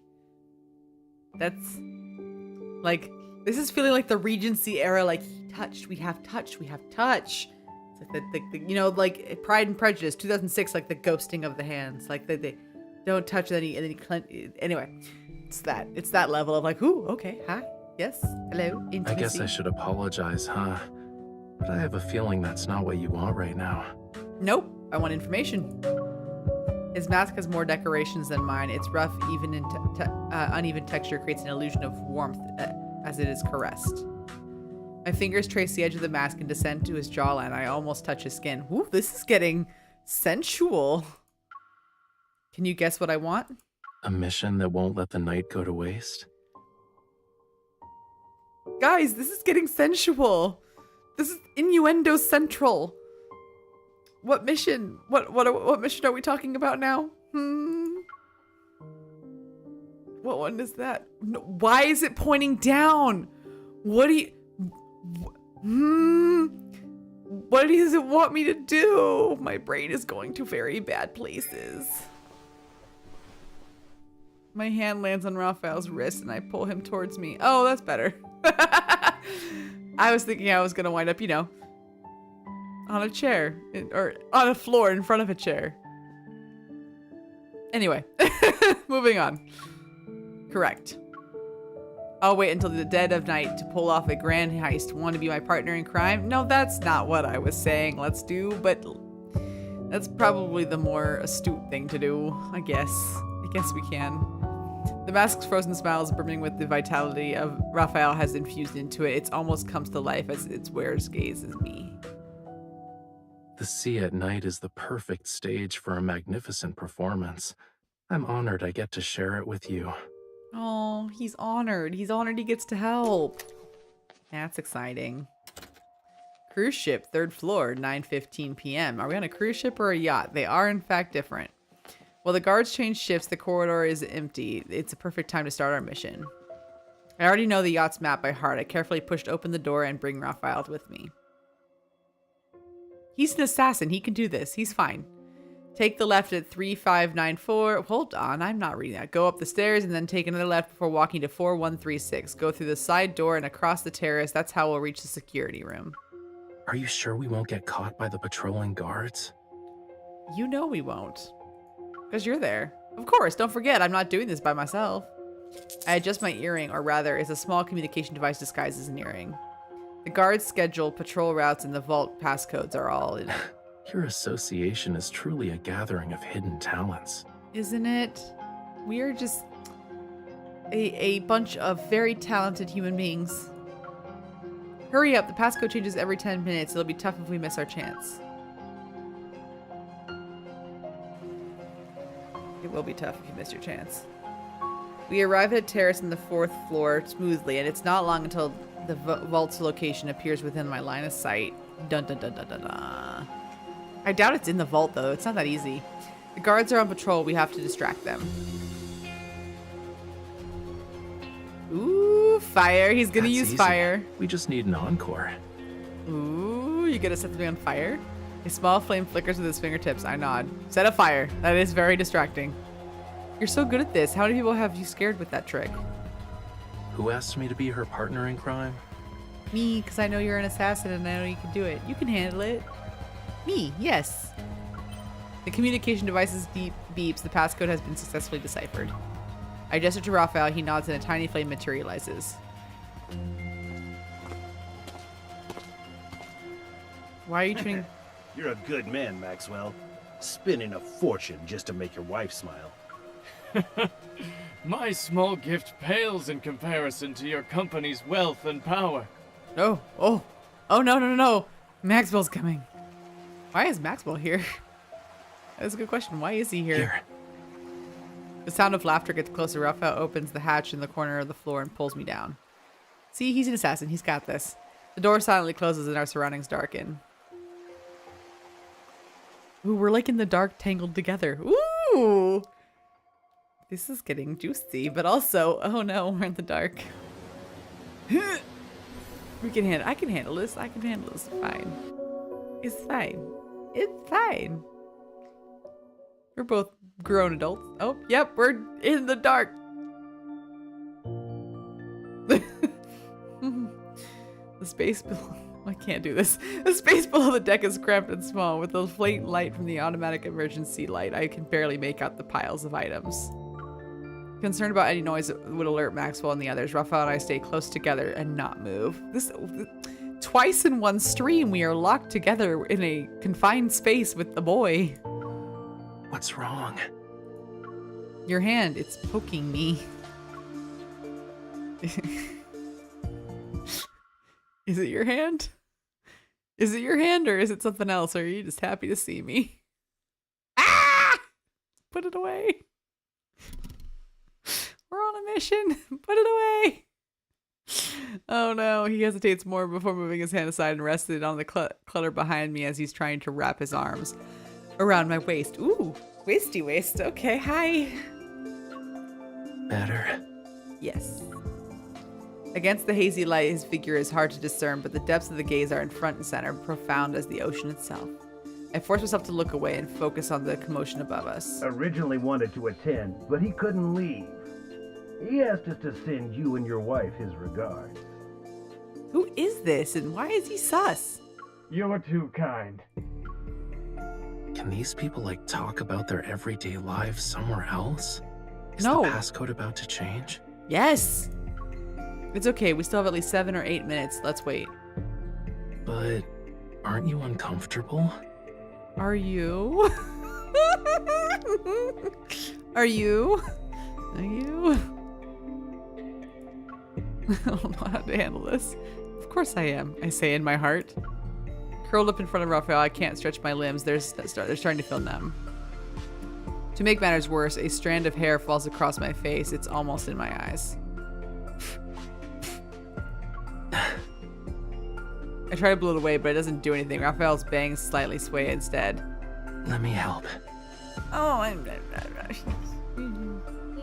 He raises his hand and moves it towards my cheek. However, his elbow hits the deck. Uh-oh. We're gonna get discovered. We're gonna get discovered, y'all, and it's not gonna be good. It's not gonna be good. Oh, man. They didn't hear us. Good. I'm fine. I can deal with it. I try to suppress the strange feeling of the hair on my face, but the more I try to ignore it, the more I focus on it. That is how it always works, isn't it? You get an eyelash in your eye, and or like a hair on your face, and the more you try to be like ignoring it, the more it just like takes over your entire thoughts. After a few moments, tears well up in my eyes. My vision starts to blur. Don't move. Okay.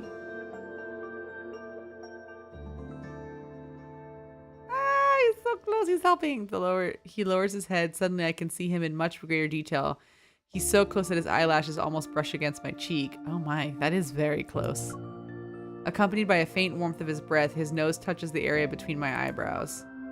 Following the curve of the brow ridge, he slowly moves an annoyingly stranded hair off to the side. He used his face to do it, guys. He used his face to move the hair. Wow. Is it better? Yes. I force myself to nod calmly, trying to ignore the heat rising in my cheeks. I refocus on the conversation above us. And somehow, in the span of a few minutes, their conversation has changed completely. Please think this over, Maxwell. As long as you're willing to give up Jewel Reef, feel free to name your price. This would be a great opportunity for you to collaborate with Ever again, don't you think? I'm sure your wife would agree. Oh my god! Ever keeps popping up. I have a feeling they're gonna be dastardly assholes. Oh no. Ever is back. Okay. Ever. Yep, see? Also, why'd you name it Ever? It's a terrible name. A bit of doubt flashes through my mind when I hear the name. Yep. Judging from their conversation, this is the first time Maxwell has been involved with Ever. Is his protocore smuggling business related to them? I already told you. I'm never selling the island. Stop asking. Maxwell, we've been very sincere. Are they gonna kill Maxwell right now? Being at each other's throats won't benefit anyone, right? No, but he said no, so there's no reason to be at his throat. It's his island. Back off. Are you threatening me? Yep. Oh, no. We wouldn't even consider it. Something tells me you would, though. But your anniversary is coming up.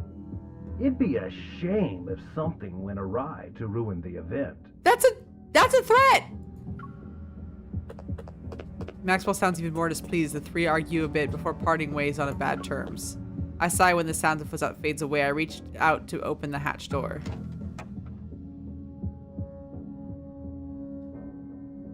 Are they gone? Yeah, you can come out now. We'll be able to make it if we hurry. Let's go! Rafayel leaps onto the deck first, then he turns back and pulls me up. Sneaking around on the yacht is more annoying than fighting a wanderer. Really? It is indeed. Your reflexes and skills are remarkable. You might want to consider working as a spy. I really don't. It's a lot of work, and it's a lot of stress, and I like my crane games and my kitty cards. Prefer to do those. No thanks, that means always being in the life or death situation. I want to focus on staying alive. After closing the door, I'm about to stand up when I notice a figure in the distance. It's Maxwell again. Pull. I yank Rafayel down. He stumbles and ends up crouching. Who's there? Rafayel pauses. He quickly realizes that's happening. Reacting faster than me, he cups my cheek. Oh my god, we're gonna kiss. Why are you crying? Oh, are you never feeling mind. unwell? Or did I do something that made you upset? Oh, he gets improv points. 10 out of 10 improv points, sir. That was great. I thought we were gonna kiss. Wow, I'm a trash. I frown, pretending to be angry and aggrieved as I look at him. Yes. But look at your face, cutie pie. Your cheeks are puffed out like a hamster's. Rude. Didn't you say the grape mousse at the banquet was delicious? We can order another one later. Stop using food as a way to make me feel better. You don't want to eat it?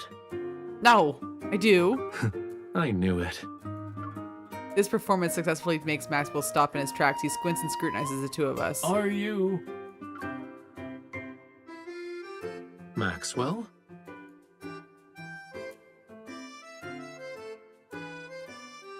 Raphael turns his head upon seeing Maxwell. He appears surprised. He quickly helps me stand up. I wipe away my imaginary tears and lower my head and pretend to awkwardly hide behind Raphael. Good evening. This is embarrassing to say the least. It is. Did you have a fight with your girlfriend? Rude. But yes, he did. Many fights. We've had many It's just one fights. of those lovers' quarrels, you know. It's not a big deal. I thought we could take a breather. Sir, I would like to point out that we have fought many times, and he always says this, and I have many things I would like him to actually do. This is where I start using, like, the improv for leverage for other things. You know, when in Rome. I see. Tell him he's being a bad boy. Help me out here. He sounds like he doesn't believe us. I can't help but feel nervous. But just then, a guard on patrol quickly approaches us. Puzzled, his gaze lifts between us and Maxwell. Mr. Maxwell, is everything all right? You're just in time. I have to tell you something. Oh boy. Tighten the security in the vault tonight, and bring in a few more men to protect it. You must keep a close eye on the jewelry and the deed to Jewel Reef. Yes. Understood. This is bad. Our plan to sneak into the vault is ruined, damn it. I quickly tug at Raphael's sleeve, saying that we should leave first. Well, we'll be on our way. I hope you have a good rest of your night. Wait. Is there anything else? Wait for what?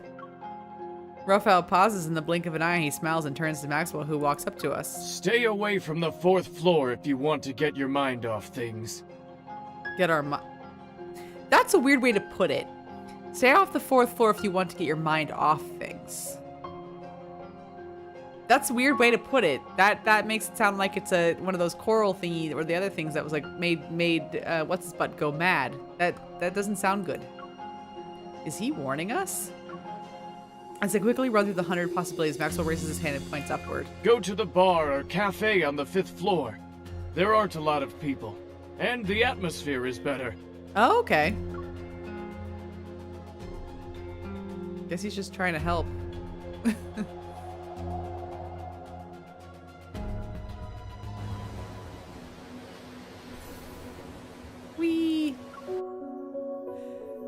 We're just chugging along, guys. Chugging along. We're chugging along.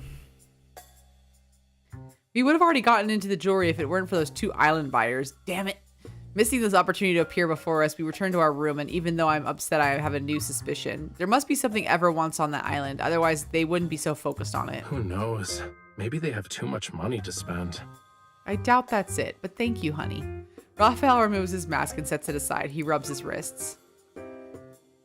Before I injured my shoulder, now it's my wrist.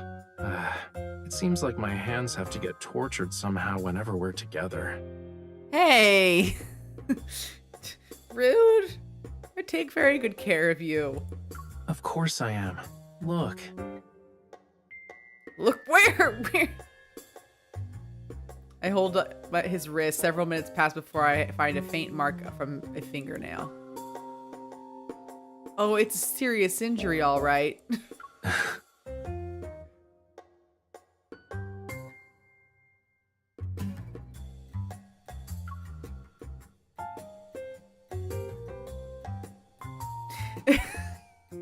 We're just a staring match. Sardonic staring match.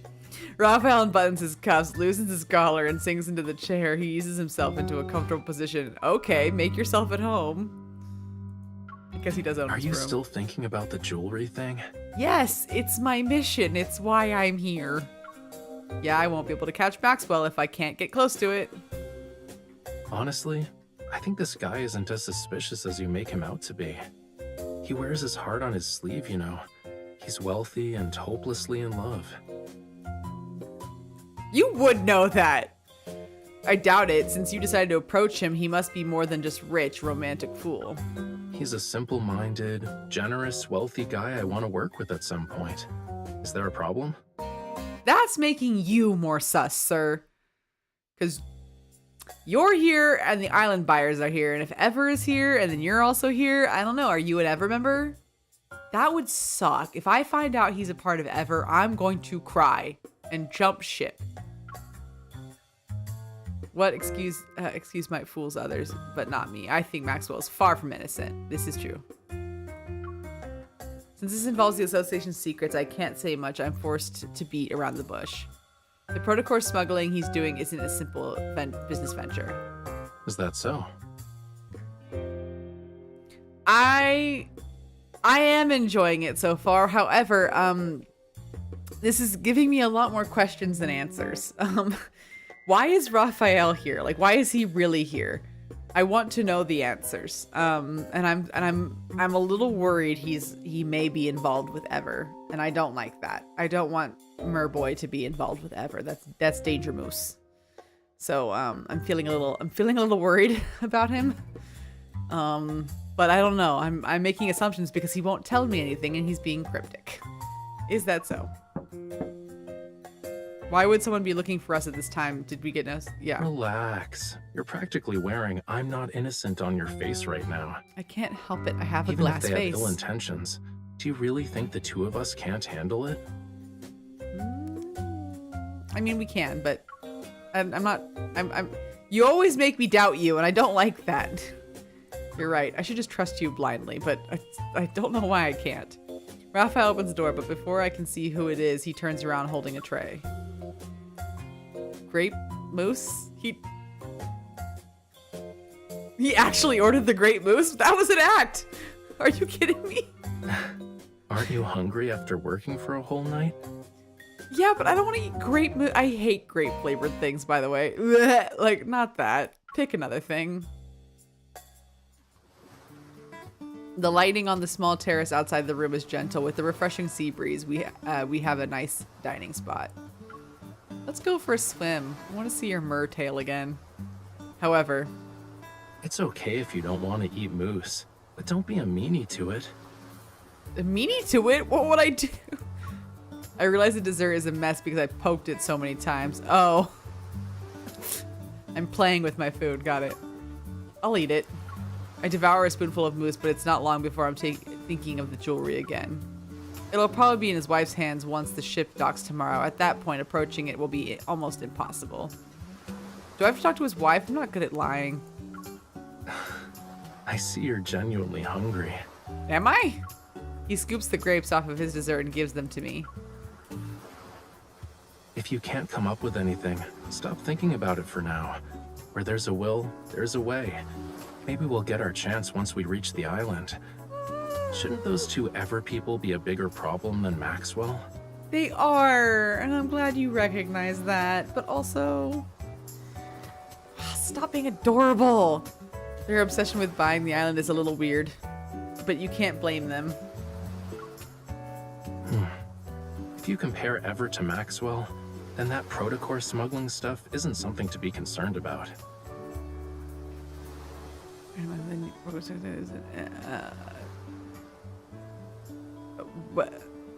But I'm concerned. I'm a bit surprised, but I start thinking. Raphael's intelligence networks is complex and full of secrets. It is indeed. This is my point.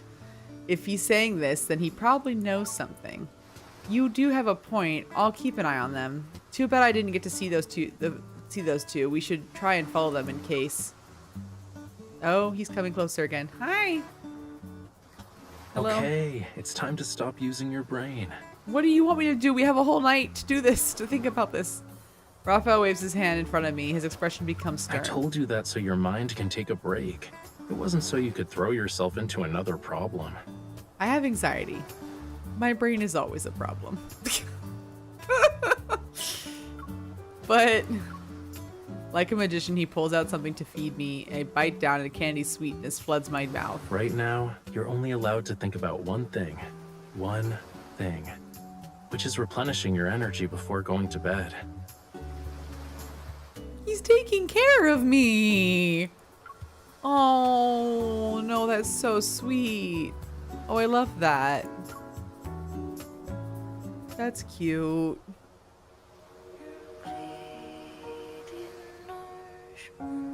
I'm sorry. Back up. Did he just drug me? He drugged me. He totally drugged me. Maybe the sweetness that makes me drowsy. Hearing the churning sea, I vaguely remember resting my head on the pillow and closing my eyes before I realized that I'm slowly falling asleep. He totally drugged me. Sir, that's rude. The sound of the waves reverberates near my ears and slowly flows into my dark dream. Oh no, are we gonna have a memory right now? Or what's happening? Oh no. Faint moonlight spills over the pitch black sea, carrying an ethereal chant from afar. This is... I feel like I've been here before. As if sensing my arrival, the singing grows more peculiar and sad, as if it wants to convey something to me. An inexplicable sorrow stirs in my heart and mingles with nostalgia. I can't help but reach out to that elusive melody. Yet the waves surge, the sea roars and swells under the howling winds. It's at that moment the song dissipates, it drowns in the raging torrents. It's gonna be sad, isn't it? I'm gonna be sad. Am I gonna be sad? Am I gonna cry? Last time I cried, I did cry with Zane. And I don't want to do that again. I mean, I can. I do enjoy a good story. A good sad story that makes me cry, but also... Ladies and gentlemen, we'd like to welcome you to Jewel Reef. We are gathered here today to celebrate the wedding anniversary of Mr. Maxwell and Miss Gabriella. Wouldn't it be Ms. Gabriella? We have prepared various means of transportation for your use. You may relax at your lodgings or explore the island. Ooh. What's most notable about this island is the extraordinary blue hole situated at its center. It's a rare marvel of the world. Ooh. The next day at noon, the yacht reaches the island. A middle-aged butler welcomes the guests. The ceremony will be held at 7 o'clock this evening. Transportation will be arranged to ensure all attendees can make it to the Manor's banquet. Lovely. Glad someone else is handling that. Butler guides each guest to the cars individually with a smile. He turns his attention to us. Do you need anything, sir? We're good, thank you. He's feeling a little land sick. Rafayel leans against my arm. He raises his eyebrow and reveals a slightly disgruntled expression. I have a headache because someone had me appreciating the sea breeze with her late into the night. I feel like you drugged me and that's not my fault, and then you went to go do something sus after I fell asleep. I don't think it's my fault.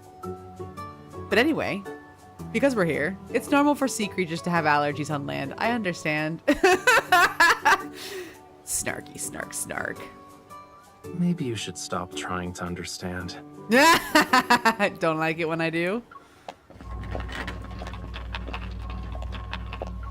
At the moment, it's as if a delicate string tightens around my heart. A faint tremor ripples through me. Uh-oh. Ether core. I turn around to see several guests and guards escorting the safe behind me. They pass by. The jewelry, it's definitely something off about it. Unfortunately, my hunches aren't enough to justify a proper investigation into the jewelry. I still need to figure out how to get an accurate date on the jewelry with my watch. Once I have that, the association officially can start on the investigation on Maxwell. Confronting these guards head-on isn't impossible, but cleaning up the mess that would come after will be troublesome. Chill out. Once we're at the banquet, she'll wear the jewelry. You'll have plenty of opportunities to get close to it then. Sir! I'm on a job! Chilling out is not possible! I can only hope. Wait, do you have telepathy or something? How did you know that was what I was thinking? Is it really I have a that glass hard face. to guess? Yeah, I have a glass face. It's not hard. It's not hard to guess what I'm thinking at any given moment. A car appears and stops right in front of us. Rafayel opens the door. He grabs my shoulders and turns me around. Into the car we go, I guess. Save the challenges for tonight. We're on an island vacation. Are you really going to spend the whole time frowning? Oh my god. He is trying to have a romantic weekend with Excuse me, me, and I am sir. just like, I'm Do you know busy. where we can find the best view on this island? Can you take us there? Before I can refuse, Rafayel gently pushes me into the car. Didn't you have a headache? Now you're fine? Yeah. Shrugs. He immediately rests his head on my shoulder. Oh, he's gonna take a nap. Nope. God damn it, he's such a weirdo. He's such a weirdo. But I love it. The driver proves himself to be very diligent. He takes us to a tranquil place by the sea. Ooh. Rafayel and I walk on the grasslands. One side is an expanse of lush vegetation. The other side is an azure sea. The underlying anxiety in my heart slowly dissipates, perhaps smoothed by the breathtaking scenery. It is very pretty scenery. I want to go swimming. I heard about this rare blue hole before. We gotta check it out to make this trip worthwhile. don't you think? I agree. Let's go swimming. I love to swim. This is my issue. Anytime I see like TV shows or movies where people are just like standing or sitting around a pool, and example, like reality shows like The Bachelor, where they have a nice mansion and all of them are just kind of talking around the pool, and I just feel like everyone is wasting their pool time, because I would see that body of water and be like, where's the bathing suit? I'm getting in it because I'm a fish. So I like getting in the water. So like if I saw this nice beach, I'd be like, we're gonna go in the beach, right? We're gonna go in the water? We're gonna go in the water, right? Like, you're gonna come with me? We're gonna do this? Also, he's a mermaid and I want to see the tail again. So we're gonna go in the water, right? Help a girl out. You said you needed my help. However, you didn't do anything on the yacht. That means your real goal is related to the island. I'm not convinced he didn't do anything on the yacht. I'm pretty sure he drugged me and went and did something. Not bad. You want to keep going and guess what I'm aiming for? A vacation with me? Because that'd be very cute. Yeah, at least have your feet in. Exactly. I started to think, if there's one thing that Rafayel is particularly interested in, then this place is related to Lemuria, isn't it? Something with that big hole? Big blue hole? They say time works in the magic on everything. Who knows? Maybe the tiny island was once a small garden in Lemuria's thousands or millions of years ago. I can't say for sure if it was a Lemurian garden, but many, many years ago, this place was part of the ocean. He crouches down and separates small clusters of grass to unveil the rugged, rocky surface below. Look, these are traces left behind by a coral reef. Oh, that's cool. Surprise yawn. That one came out of nowhere. I crouch down next to him. I look closely, but I can't make out anything. It's been eroded over the years, so it's not obvious anymore. No, that's so sad. Once upon a time, in an era beyond anyone's wildest imagination, this place wasn't covered with grass. Coral reefs stretched as far as the eye can see. Oh, that would be Shells and amazing. countless sea creatures, like fish, shrimps, and crabs, used to call it home. Oh, that sounds amazing. Distant and intriguing, the land was a realm of unfathomable mystery to them. But in the end, their once familiar homeland turned into the strangest of worlds. Ooh. His tone is light, tinged with an elusive emotion. His words are carried away by the sea breeze as soon as they leave his lips. This is very, looking for a word. Descriptive. Very prettily descriptive. It's the word I'm looking for, something like that. But, this is nice. I like that he tells you stories, and then he actually, like, tells you things. In metaphors, but he tells you things. Why are you just standing there? You don't want to keep walking? Sure, we can go. Ooh, I got a choice. Are you thinking about your homeland? I wanted to look at you. I want to talk about his homeland.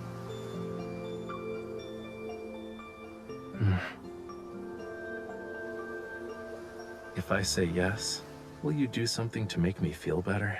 Oh my god, you pouty puss. Sure.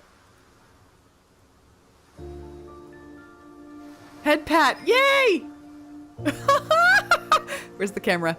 Where's the camera? Yes! Yes! Of course, I'll give you a head pat just like this. You're not using this as an opportunity to mess up my hair, right? No. No.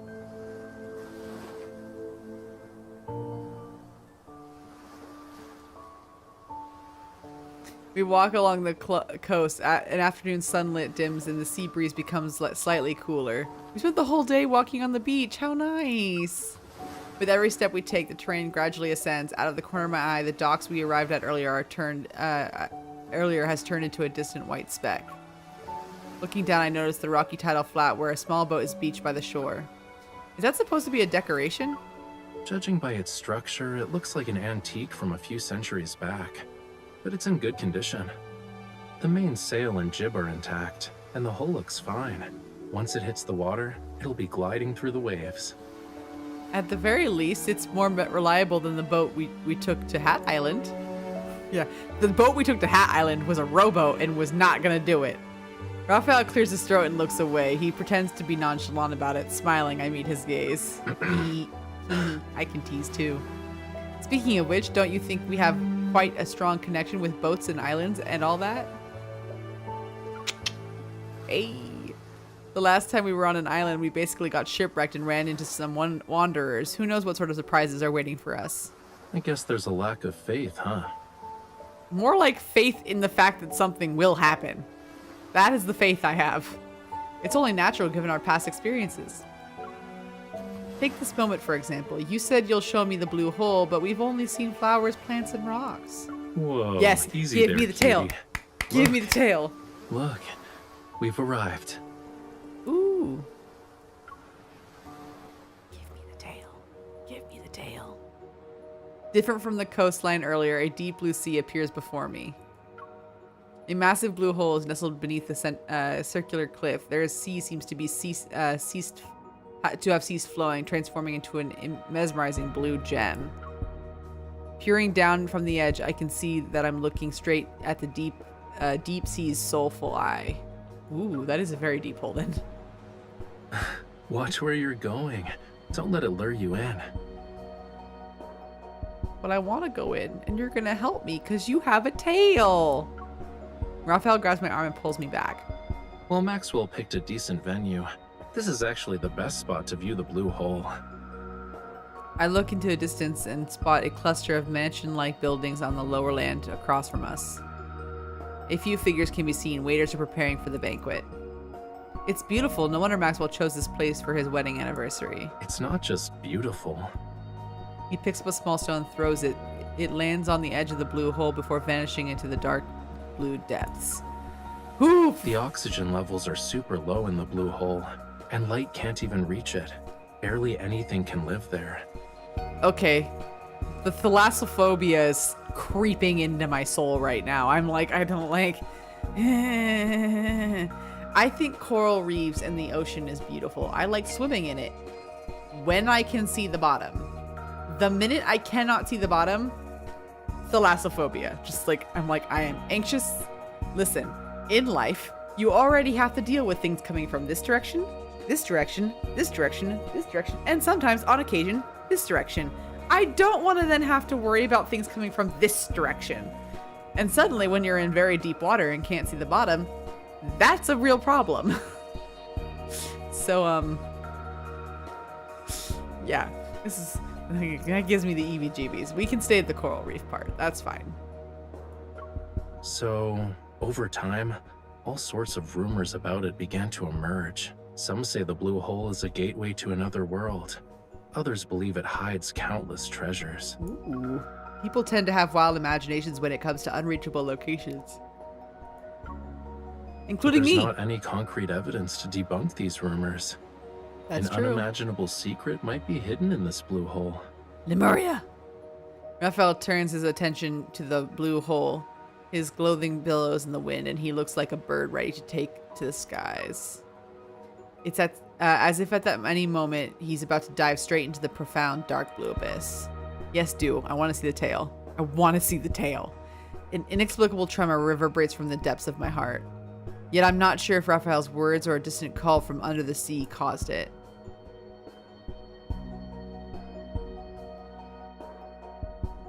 You know what my heart's saying? I want to see the tail. I want to see the tail. I want to see the tail. Turn into a merman, turn into a merman, turn into a merman. I'm here for it. That's all I want. I'm a girl of very few. This is absolutely the chateau in the freaking murder mystery. Infold is just reusing backgrounds here, because I know this is not technically the same place, but like 10 out of 10, still here for a chateau in a nice little coastal cove. I can be there for that. It's 7 p.m. The ceremony for the wedding anniversary takes place as scheduled in front of the manor near the blue hole. Amidst the guests' applause and cheers, Maxwell presents a jewelry to his beloved wife, Gabriella. Wearing a mask, I hide with Raphael in the crowd, listening to Maxwell passionately recount how he first met his wife. How did he meet his wife? The gemstones used in the jewelry are from the place where they fell in love with each other. Talk about being hopelessly lovey-dovey. That's so cute! There were many rumors about why Maxwell bought it. Turns out he had a romantic reason. Of course he had a romantic reason. Rafayel told you so. And honestly, the moment he was like, I'm not selling the island to Ever, I was like, oh, I think he might actually want that island to be a romantic person. I kind of believed it from the get-go. But anyway, yeah. But it's also disappointing in a way. However, this is only part of my gift. Oh? Gabriella, what I truly want to give you is this island. Oh. As soon as Maxwell finishes speaking, fireworks explode the night sky and cast a colorful glow upon our surroundings. Under this radiance is the blue hole as it emits a faint light. The water's surface shimmers like a precious gemstone. They say this blue hole is a rare wonder of the world. Not only is it this island's heart, but it's also the sea's. Ooh, the heart of the sea. My wife entrusted This is me Titanic with her now? precious, pure heart. And so, I was given the gift of experiencing the best love in the world. Aw, that is so freaking mushy gushy. That's cute. Oh, I'm here for it. I'm eating that up. That's adorable.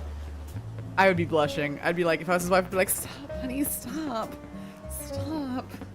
It's very romantic, but stop. I can't handle. Very cute. That was very cute. 10 out of 10, no notes. Future boyfriends, take notes. Anyway. Heart of the ocean, Titanic, huh? That's why I'd like to offer her the world's most precious, purest heart. Heart of the ocean. This island's official name is Gabriella's Atoll. Ooh. You know, the heart of the ocean didn't work out so well in the last film, just saying. Fireworks become increasingly more magnificent and dazzling, accompanied by joyful laughter and applause. Gabriella, who's brimming with happiness, tightly holds her husband's hand. The jewelry she's wearing around her neck is even more brilliant. Don't ogle so much. Even a mask can't hide how you're eyeing the jewelry. Listen, a girl likes diamonds, okay? I can ogle jewelry all I want. No one's gonna be suspicious about that. We girls like to look at the jewels, at the sparkles. I'm trying to come up with the conversation starter for when I approach her later. This is easy. Just say, Gabriella, your love story was so moving. I would be honored to hear more about it. I don't think that's enough to earn her trust. I do actually. Ask a girl about her love story. She goes. She gushes. Remember, to Maxwell and his wife, you're the girlfriend of Yosef's illegitimate kid. With such a complex background, it's pretty clear that our love story is filled with obstacles. So, it's only natural for you to admire the romance between Maxwell and Gabriella. She might even pity you. Wow. It's like he thought about this beforehand. Rafayel, did you work as an actor before? How are you easily to slip into any role? Yeah, I got questions. He's very good at this.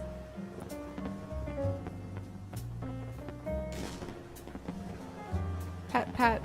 Head pat. Rafayel adjusts my mask and slightly askew. He softly chuckles. Go. If you don't move now, someone else will snatch this opportunity. This is true. I take a deep breath, clutch the hem of my dress, and walk to the center of the crowd where Gabriella is. Oh my gosh. Nose is itching, sorry. Over half an hour later. How was it? There weren't any energy fluctuations. Away from the lively manor, a large, serene plain rests on the slope near the blue hole. Disappointed, I sit down on the grass. My gaze is fixed on the almost still seawater within the blue hole. My sigh soars into the air, releasing me from the weight of my emotions. Even when I sensed it in every possible and scanned it with my watch, the jewelry showed no abnormalities. Never mind. Captain Jenna said the finding ether cores would be a long-term struggle. It can't progress as smoothly as I hoped. I'll treat this as an island vacation then. I haven't even started comforting you, and you're already coming to terms with it? Do you want me to go back to being upset? Because I can. I would like to see what your comfort is.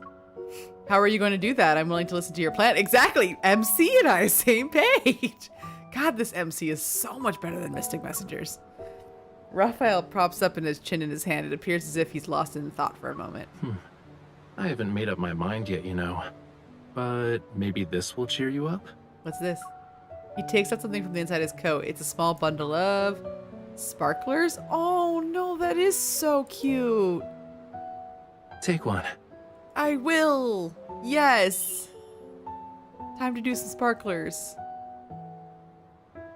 His fingertips glow before the very eyes. Small fireworks blossom from it. I can't help. Oh, I can't help but like. Oh, yeah. Yeah. Oh, that's so cute. Oh, that's so cute. Oh, that's so cute. Oh, I can't do that. Oh no, my heart is so full. So full. Oh, that is cute. That's all I got, guys. That's all I can say is that's so cute. I get. Rafayel, I discover one of your new skills, being adorable. You're adorable. Oh my gosh. Oh my gosh, I can't. Hold on. My Duolingo is yelling at me. You managed to pull out something unexpected from your coat. How many surprises are you hiding? Not a lot. These are all I have. This is so cool, though. He ignites the remaining sparklers and passes them to me, and in my hand, they magically transform into dazzling bouquet. It gets better!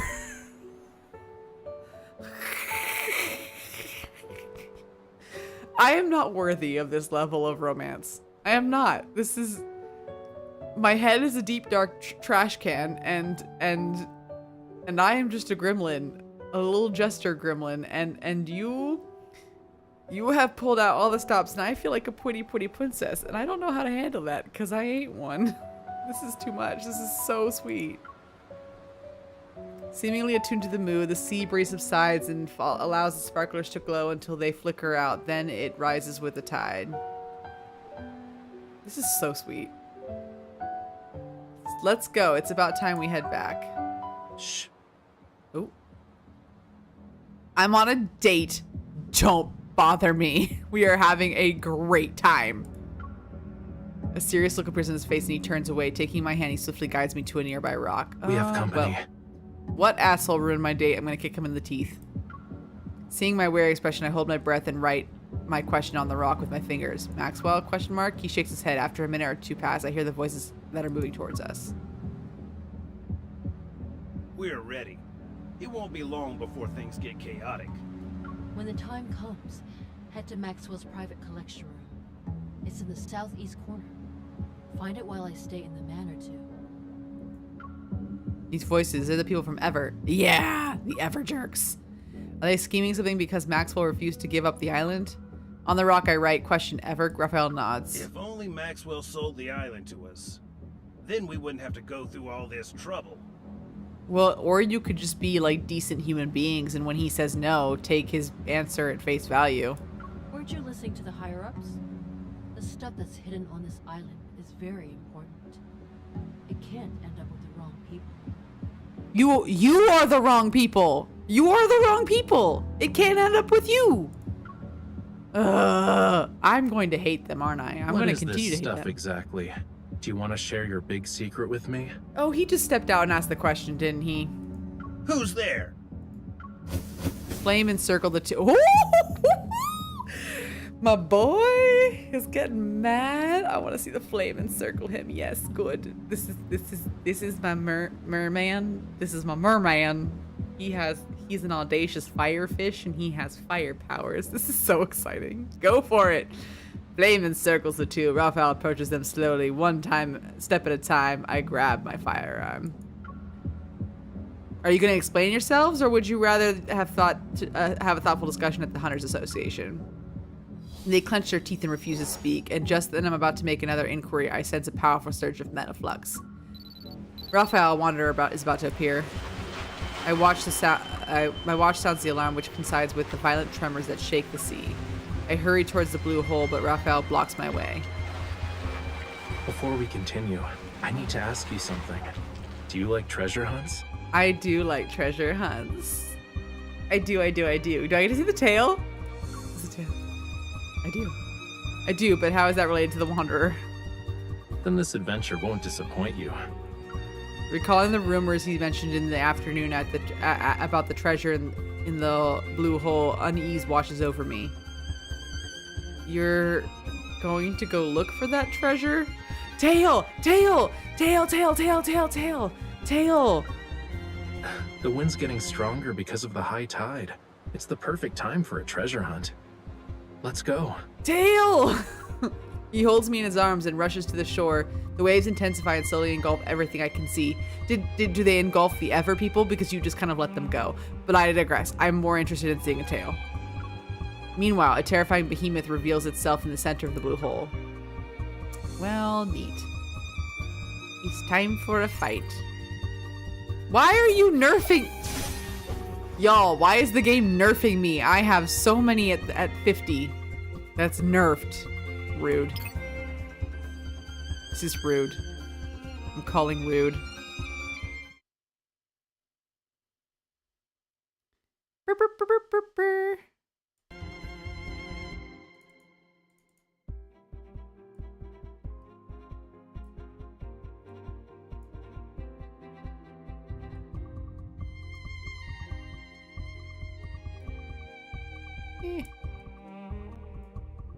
There you go.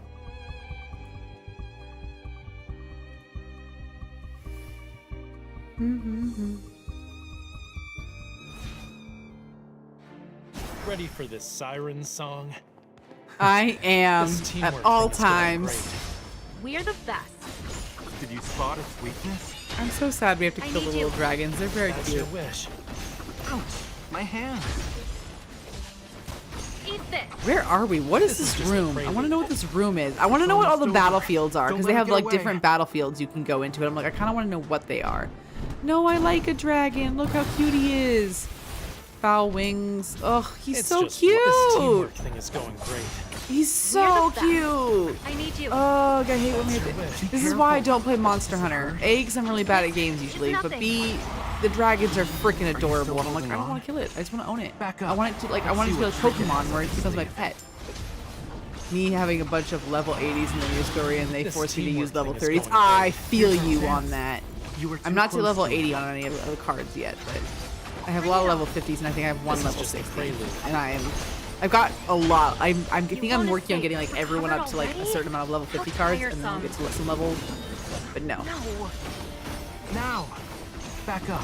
I hate Let's that see they what nerf you triggers though. its up its sleeve. Trust me on this. I love Monster Hunter. The monsters are very cute. I just don't want to kill them. I also like love the outfits, but you can't get the outfits unless you kill them, and I'm like, I can't do that. This is like the cucumber pickled dragon Follow me, thing is and let's stop freaking it. adorable.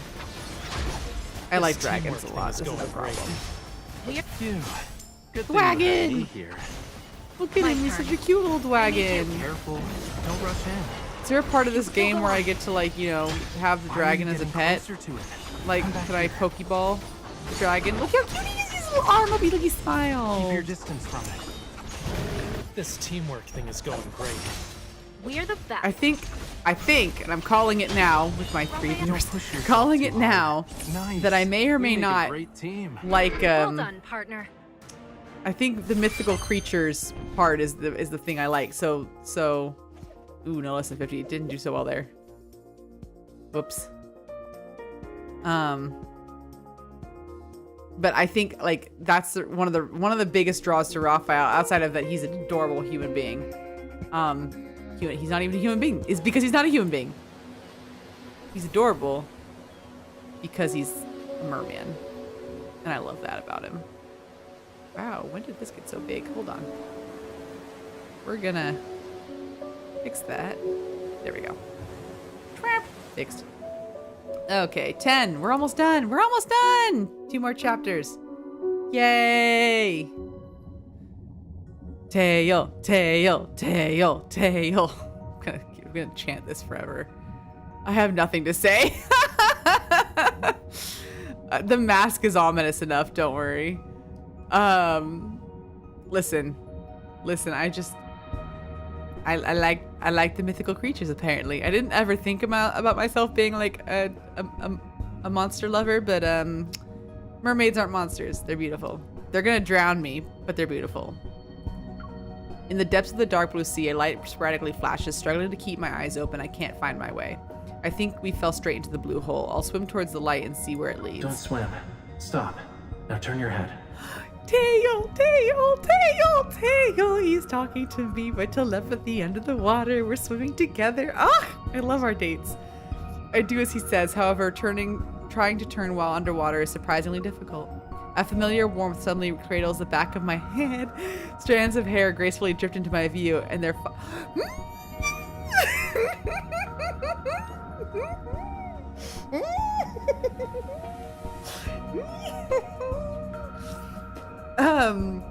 familiar warmth suddenly cradles the back of my head. Strands of hair gracefully drift into my view, and they're followed by a gentle kiss. Kiss to my lips or kiss to the back of my head? I want to know.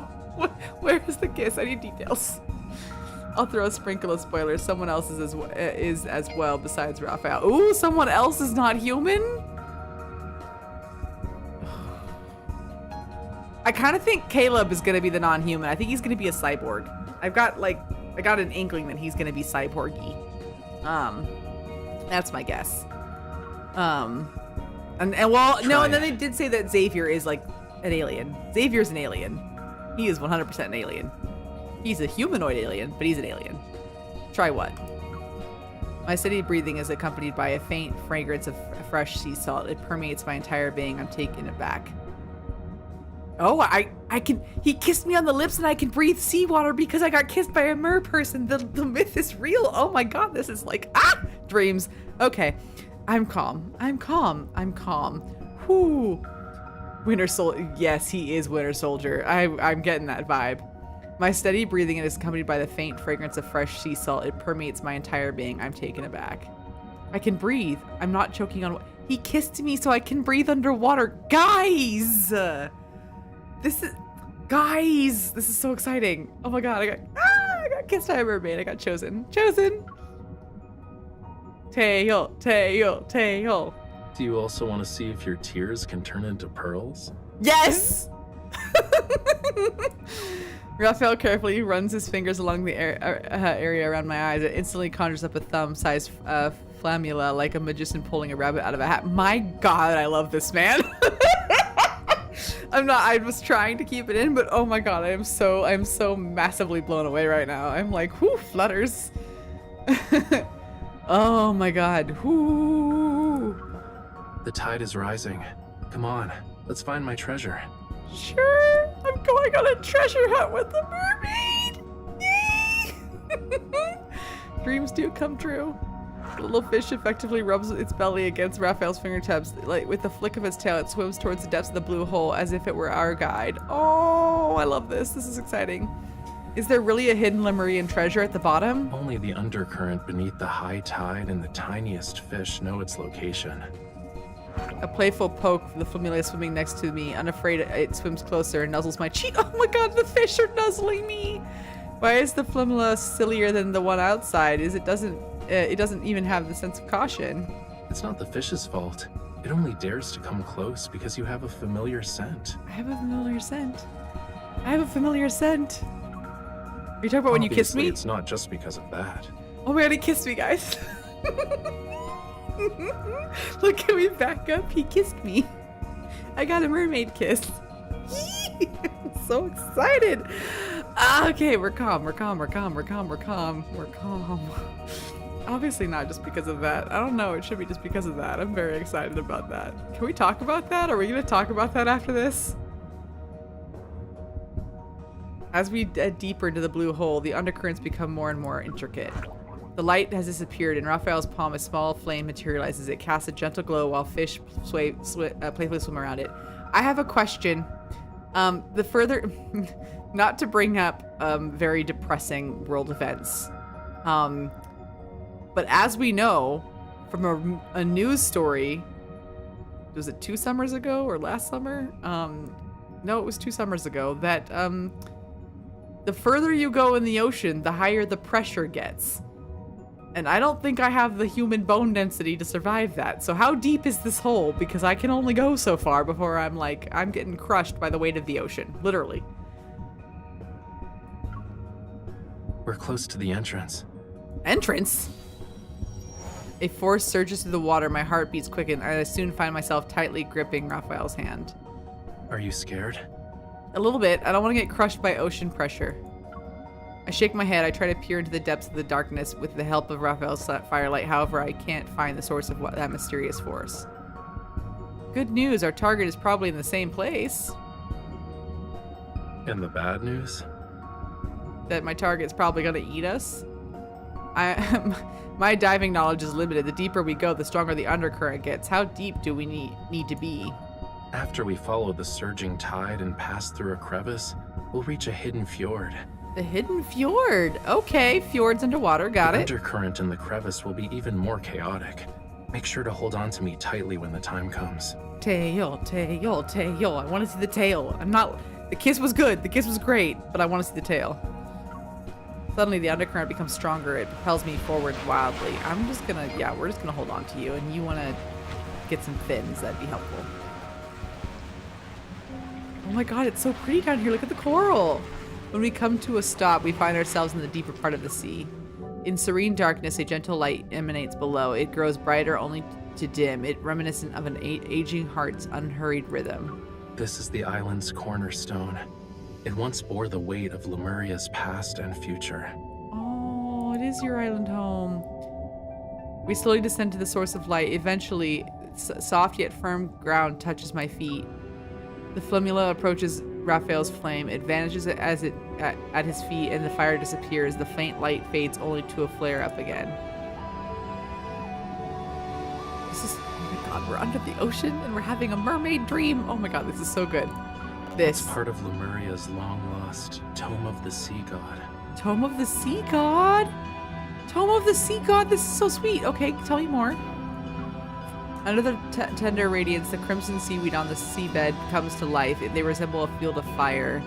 Oh, you audacious firefish, you.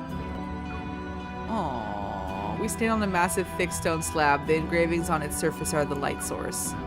Those glowing... Oh, we're in Atlantis now. We are straight up in Atlantis. Where's Grayson? He's Milo Thatch. Those glowing marks looks like symbols. Legend has it that the Tome of the Sea God contains prophecies about Lemuria's future. But this part speaks of oblivion, not the future. Oh no, that's so sad. Are you referring to how the world forgot about Lemuria's history? It's not just that. There's also power. Those who borrowed power from the sea, but traded in the end. Yeah. They mistook the sea's tolerance for submission and forgot about its cruelty. Yeah, no. Respect the place you get power from. Respect the people. But I remember, and I will reclaim this forgotten power. Ooh. Looks like that's where I come in, huh? What do you need me to do? I'm here to help. 100%. I support. Very supportive. Raphael takes my hand as he materializes a dagger. Only those who have a bond with the sea god can awaken the tome. Ooh, I can awaken the tome. Wait a minute. Back the hell up. Is he saying he is the sea god?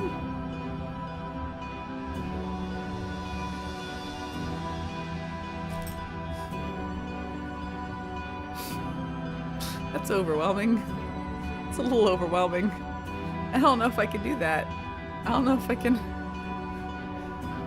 I will try, but I don't know if I can.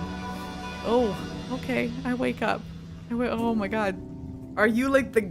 I just thought you were a Lemurian citizen. Are you the sea god? We got time to talk about that. I need gonna have you a to date bear where we with sit me down and for we a talk. moment.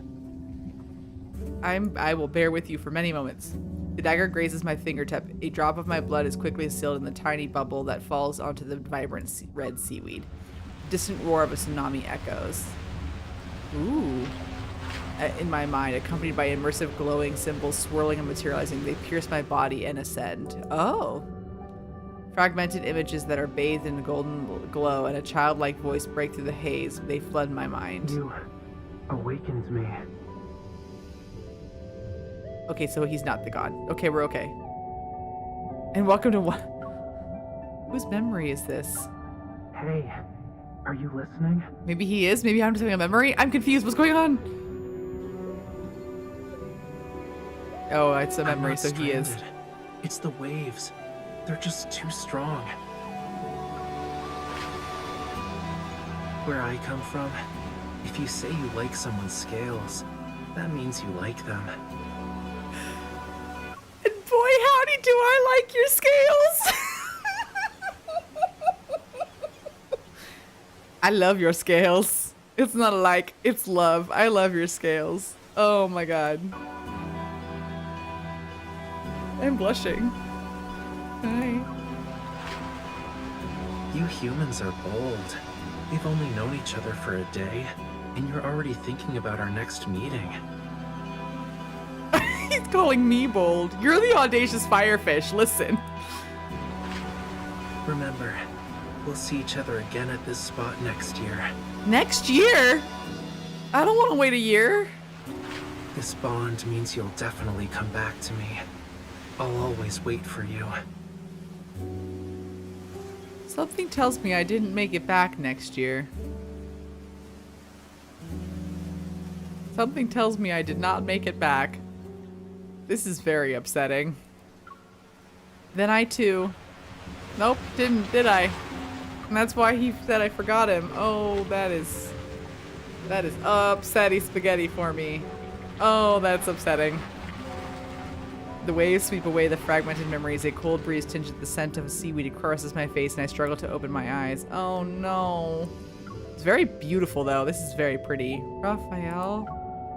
Golden symbols pulsate with immense power. They surge into Raphael's body. With his eyes tightly shut and his face pale, he collapses into my arms.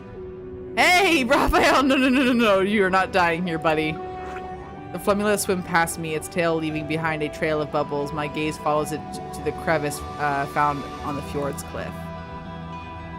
As a shield of golden light blocks the turbulent seawater around us, I tightly hold onto Raphael and swim towards the crevice. Oh no, buddy. No. Don't be sad. Don't die. No, come back to me. Oh, this is so sad. Glub, glub, glub, glub, glub, glub, glub, glub, glub. We leave the blue hole via a narrow gap in the seabed. When we resurface, we find ourselves in the ocean. There's a small island in the distance. Wow, we swam far. A nearby ship gently rocks with the waves. It looks like it's been waiting for a long time. Boarding the ship's hold, I look at it. At its old mast and sails. I know it's the same ship we ran aground on the island. How did I get him into the boat? That's what I want to know. Raphael, are you okay? Yeah. Good. Let's get into the boat. After the Tome of the Sea got activated, what happened exactly? I forgot to read that. Damn it. Raphael leans back. Wait. Oh, hold on. I remember something, and when I returned to you, you were already... Raphael leans against the deck and sits with his elbow bent. He props himself up.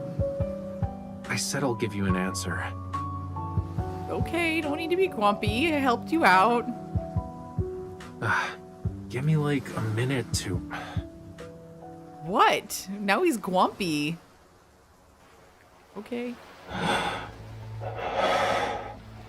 Me too. I also... Well, now the mask is gone. Are you okay? What's wrong? Did you get hurt? Like, are you really okay? Because you're grumpy and you're not looking good. Show concern. No. Oh, he's glowing. Oh, he's glowing. Ooh, scaly. This couldn't be considered gentle. Sorry, I needed that. It's getting... Stay back. It's getting what? It's getting what? What's getting? What's going on? Uh-oh.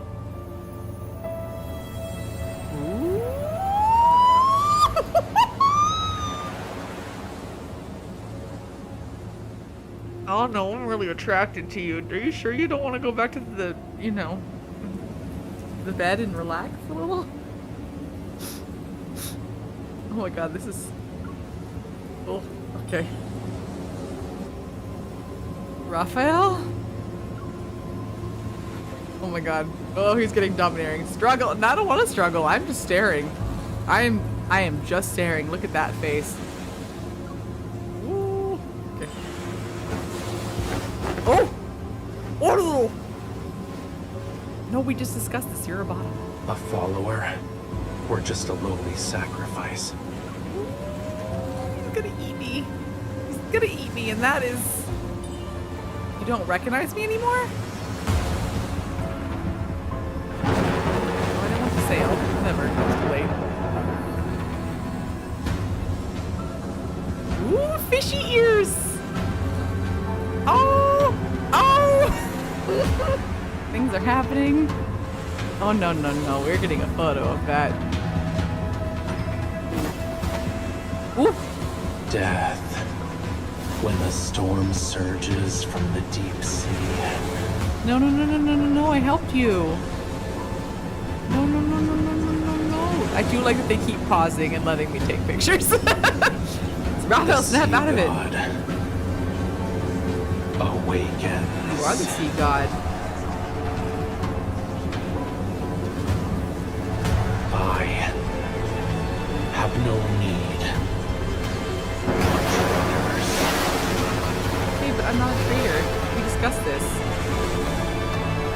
With the authority granted to me by the Ocean's Covenant, I order you. Snap out of it!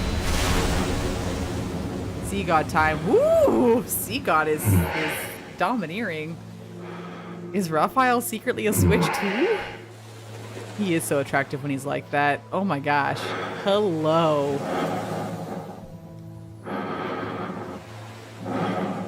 Oh, he's a sea god. That just got 10 times more intense. He went from mermaid to the sea god. Intense. Guess that explains why he's immortal. God. Ooh. Well, that was a an experience. Do you know who I am? Of course. Yeah? Struggling, I sit up and lean back against the cabin wall. I give Raphael once over. There aren't any scales or weird things. This is the Raphael I know. Don't worry, I'm fine. Look. Yeah, you turn into a very domineering god, and like, in some ways that could be very hot, but in other ways where you kill me and drown me, not so much. He holds his hand out to me. The fragment in his palm emits a shining light that tugs at my heartstrings. An ether core fragment. Yeah, why do you have that? Hold on, where did you get that? I think it was embedded in the tome. I was drawn to its power. It seems like we both received a gift from the tome of the sea god. But there's always a price to pay for something like that. Which is, the waves lap gently against the hull and occasionally splash us. I wipe the seawater off my face and look at the murky ocean. The price you have to pay, what is it? Do you need a sacrifice or the sea god? The dead deep sea and the sea god's power have been awakened. Okay. And since I accepted its power, I must answer its call. Wait. Does this mean you're going? Even if certain futures have a predetermined end, I can't refuse. Wait.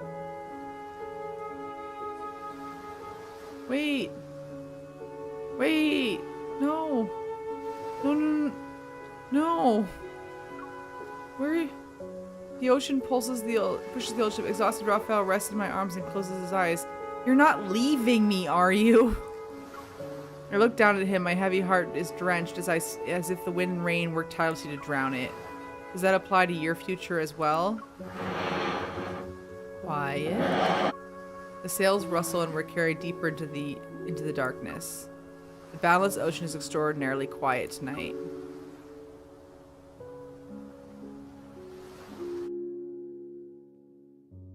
don't like this. Oh, my hands are drunk. Not fair. 12, okay.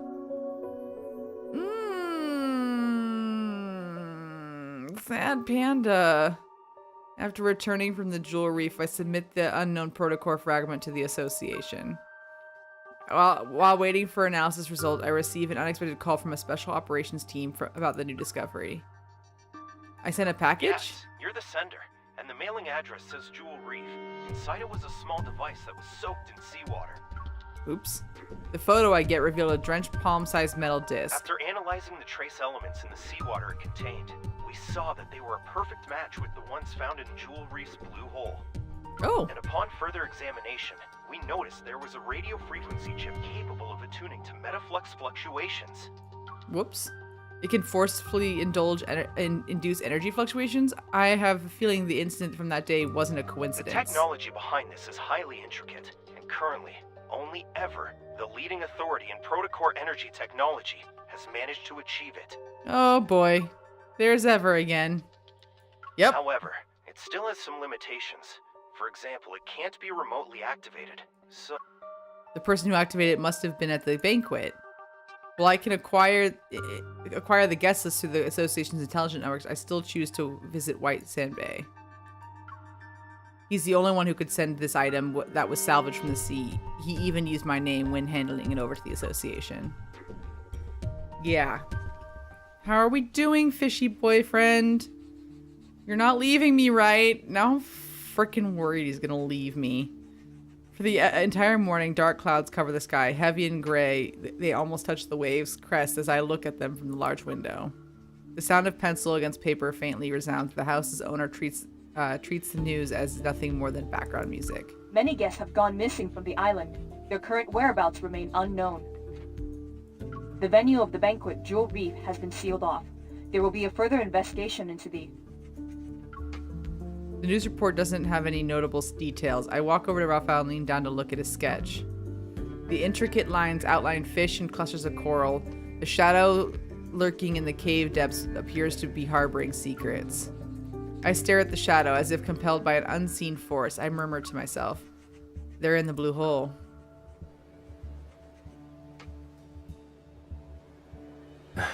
It's possible. Are you okay? Can we talk?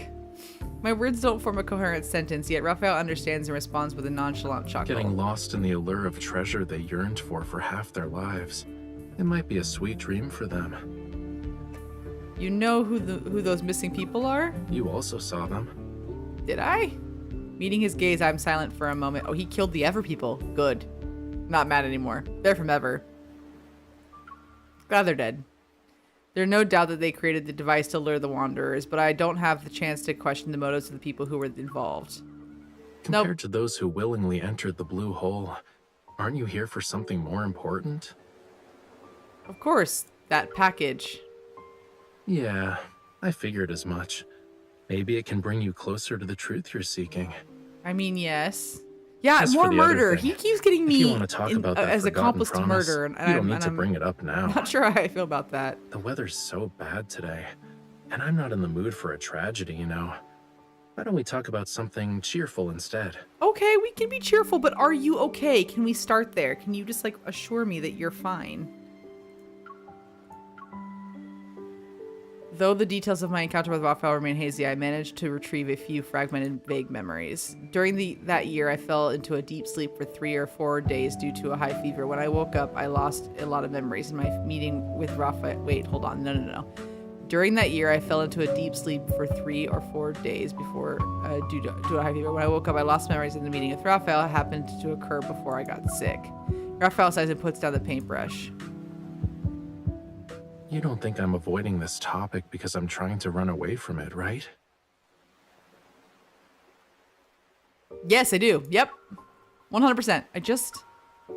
You want to say you forgot a lot of things from your childhood because of reasons, but you're worried it'll come off as you not wanting to take responsibility. Yes, this is true. Are you sure you don't have telepathy? Do you actually go to the beach and wait for me? Oh, I don't want to know the answer to this. I will feel so eternally guilty that I did not. Oh, God, ow. What a tragedy. Are you asking about the year after that? Or every year after that?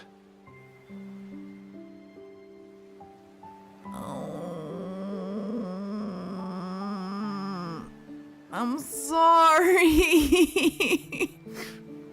Would it help to know that if I had remembered, I would absolutely have been there every single year? Oh my god, I'm so sorry. Ow. Oh, this is so tragic. Imagine how bad he felt. He's like, oh, she didn't show, and I didn't. It wasn't because I didn't care, I promise. I'm sorry. Oh, he's giving me a head pat. Thank you. Observing my expression, Raphael appears somewhat resigned. Then he suddenly pokes my forehead. You don't need to feel bad about it. I do. I'm not dumb enough to actually wait for you every year, you know. Somehow I don't believe you, but thank you for trying to make me feel better when clearly you're the one wronged in this situation. But I did think about how to settle the score with you. Oh, you did? How? Raphael stands up and gently pushes me into a chair. He places a hand on his chest as if half joking, half serious manner. Oh my god. We're getting into the power within the Tome of the Sea God will protect everything that belongs to the sea. This includes our bond. Ooh, okay. If you can't let it go, why not just order me now not to hold a grudge over what happened back then? Because it's your feelings, and I'm not gonna order to manipulate your feelings. But also, no, you're cute. Looking into his eyes, I realize he's sincerely asking me to do it. No, I'm not. Because I hurt you, and I would rather us work through it like adults than this. Therapy. Therapy. We all need therapy. Lots of therapy. Yeah, no, it shouldn't be used like that. Well, I don't fully understand it yet. I'm pretty sure our bond shouldn't be used like that. You said that I would definitely come back to you and you'd always wait for me. Does our promise still mean something to you then? Yes.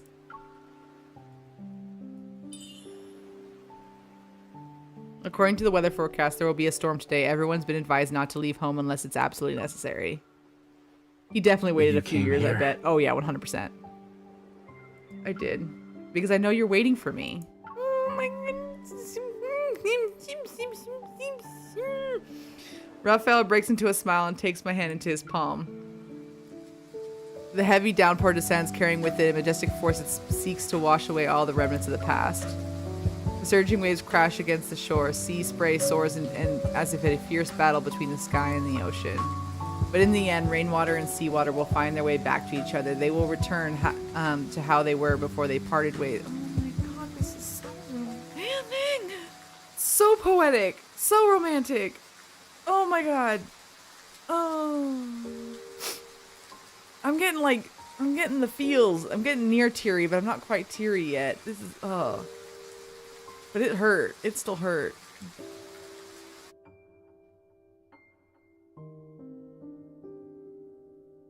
They definitely badonkadonk. They definitely had the powwow after that. Yep, that was it. That was the end of the chapter. Oh yeah, they definitely spent the day in the rain, like, doing the do. That is my head narrative, and I'm sticking to it. I don't actually know that, but oh my god. Okay, well I don't have time to do Xavier's route, which is the next one. I think the next one is Xavier's route. I don't have time for that today, so yeah. Zane got my tears. Zane got me good in the like loneliness guilt thing. That almost did. I like, there is a special, like, the unrequited love that like, you know, when you hear soldier stories, or wow, this hair is like poking out and it is bothering me. Anyway, when you hear stories about like people going off to war and they're like loved ones left behind, like that feeling of like just this all this love to give and it's gone. Every time gets me. That's why WandaVision got me. That's why every World War II movie ever gets me. Like, and it's like, It's like the one where like I think my first tragic romance was ironically in Pokemon, where they have in the initial series they have the Butterfree episode where the Butterfree is like waiting at the cliff for the girl, and it like died dead. And from that moment on, I've just been like, because I so badly want it to be happy ending for all of these people that like I am drawn to these stories, because like I just like I like to imagine them happy, but also like there is a power in the fact that like how strong they are that after that like one side of the love interest is gone. So this particularly hit me in the Dokies because it's like a thing that like I don't know, like I engage in. I wouldn't say I don't think I like the way it makes me feel, but I seem drawn to them. So like this is definitely like, oh, I'm drawn to this storyline. But also like Zane in particular was the one where he feels super lonely and he feels guilty and doesn't feel worthy. Those are all feelings that I've also experienced. So I feel like that one hit a little closer to home than I was expecting, and that's why I cried. But this one, I was like, I almost got there with this one. I was like, I might have a little cry later because like that was sad. Like he waited, and he definitely went back to that beach a couple years in a row, looking for her, and I can't imagine the heartbreak when he gets there and she's just not there. Like that just sucks. I'm sorry. But I'm glad we have that answered. I'm glad we have someone's backstory answered. So he's a sea god. We said hi on the beach once, and then I forgot him promptly. And I'm sure there's more myths about further lives together, and I'm sure we'll get there. Zane has your two, yeah, valid and probably true. Xavier for another day, but Dr. Elsa. Yes, Dr. Elsa. I already did Dr. Elsa's. Oh my god, yes, dude. I remember that. Oh yeah. Oofta. Yeah, because then the other one, yes. Well, I did Zane's, I did Dr. Elsa, I did Audacious Firefish, and the next time is Jesse McCartney. I have a... Xavier's chapter made you sad? I have a feeling these are all sad. Like, you get answers in these, and I don't feel like any of them are good. But I feel like Xavier... I don't know. I finally feel myself kind of like, I was so surprised like at how much I liked Xavier at the get-go, and like as the story progresses, the more I get to know him, the more I'm like, okay, no, I was right. You're not gonna be the main. So I think he's lowering in the chain. So I'm not as excited for his as everyone else's, but we'll see, because I wasn't excited for Zane's and we did his first, and I came out of that being like, oh shit. Like, I care about Zane now a lot. I care so much. I don't know if it's romantic, but I care. I care a lot, and I want to protect him and give him a giant hug at all times. Raph has 2 myths, potentially 3 if the rumors are correct. Ooh. That would make sense because he's a god, so I'm pretty sure like I've known him multiple times over. Which doesn't bode well if I have forgotten him multiple times. That sucks, buddy, and I'm sorry. I owe you an apology. Cool, we did that. The cool news is that I could technically keep going and get to Caleb, but I want to play through all of that. So Saturday I will come back and we show. Hi, Silas. Hi. What's up? I don't know how people can just like one. It is very easy to harem in this game. Potentially 3 if they're. Oh my god. Boop. Your Hunter's highlight reel has been playing for a while. I thought it was on TV series at first. Rude. Anyway.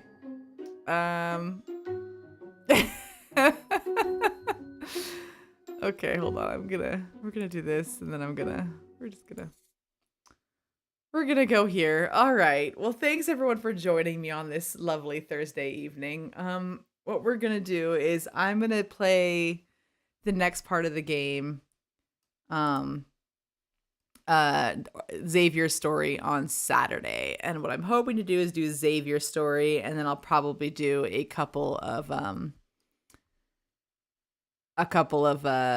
cards too, like I did this time. I might do like 1 card or 2 cards. We'll see how long I have. I don't want it to go too long. It might stay under 3 hours like tonight. I'm hoping to do it, and I have 2 minutes to do that. So but we'll do that, and then like I said, I'm still working on emotes. and everything. I'm working on emotes and bits and trying to figure all that fun stuff out. So hopefully I can have some more fun stuff for you guys to do.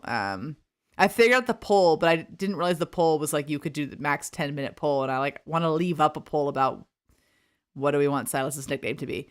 But whatever, we'll get there. But yeah, so I'll be back on Saturday, hopefully with some more stuff. I might be a little bit late Saturday. We'll see. I am planning to go out and I have like things to do that day, and then I have an early day the next day, so it'll be a short stream, kind of like tonight. So anyway, thanks for coming and joining and sitting with me for that very set. I was so excited to get to Rafayel's bit, and I'm very excited that we had that time. Like that, I was kind of having a down day, and that was a definite pick me up. That picked me up. I was like super into that. So I'm gonna go to bed happy now because we got to see Merfish, my audacious fish, and he Yep, that was beautiful. That was a beautiful storyline, and I'm gonna hold that in my heart as I go to sleep tonight.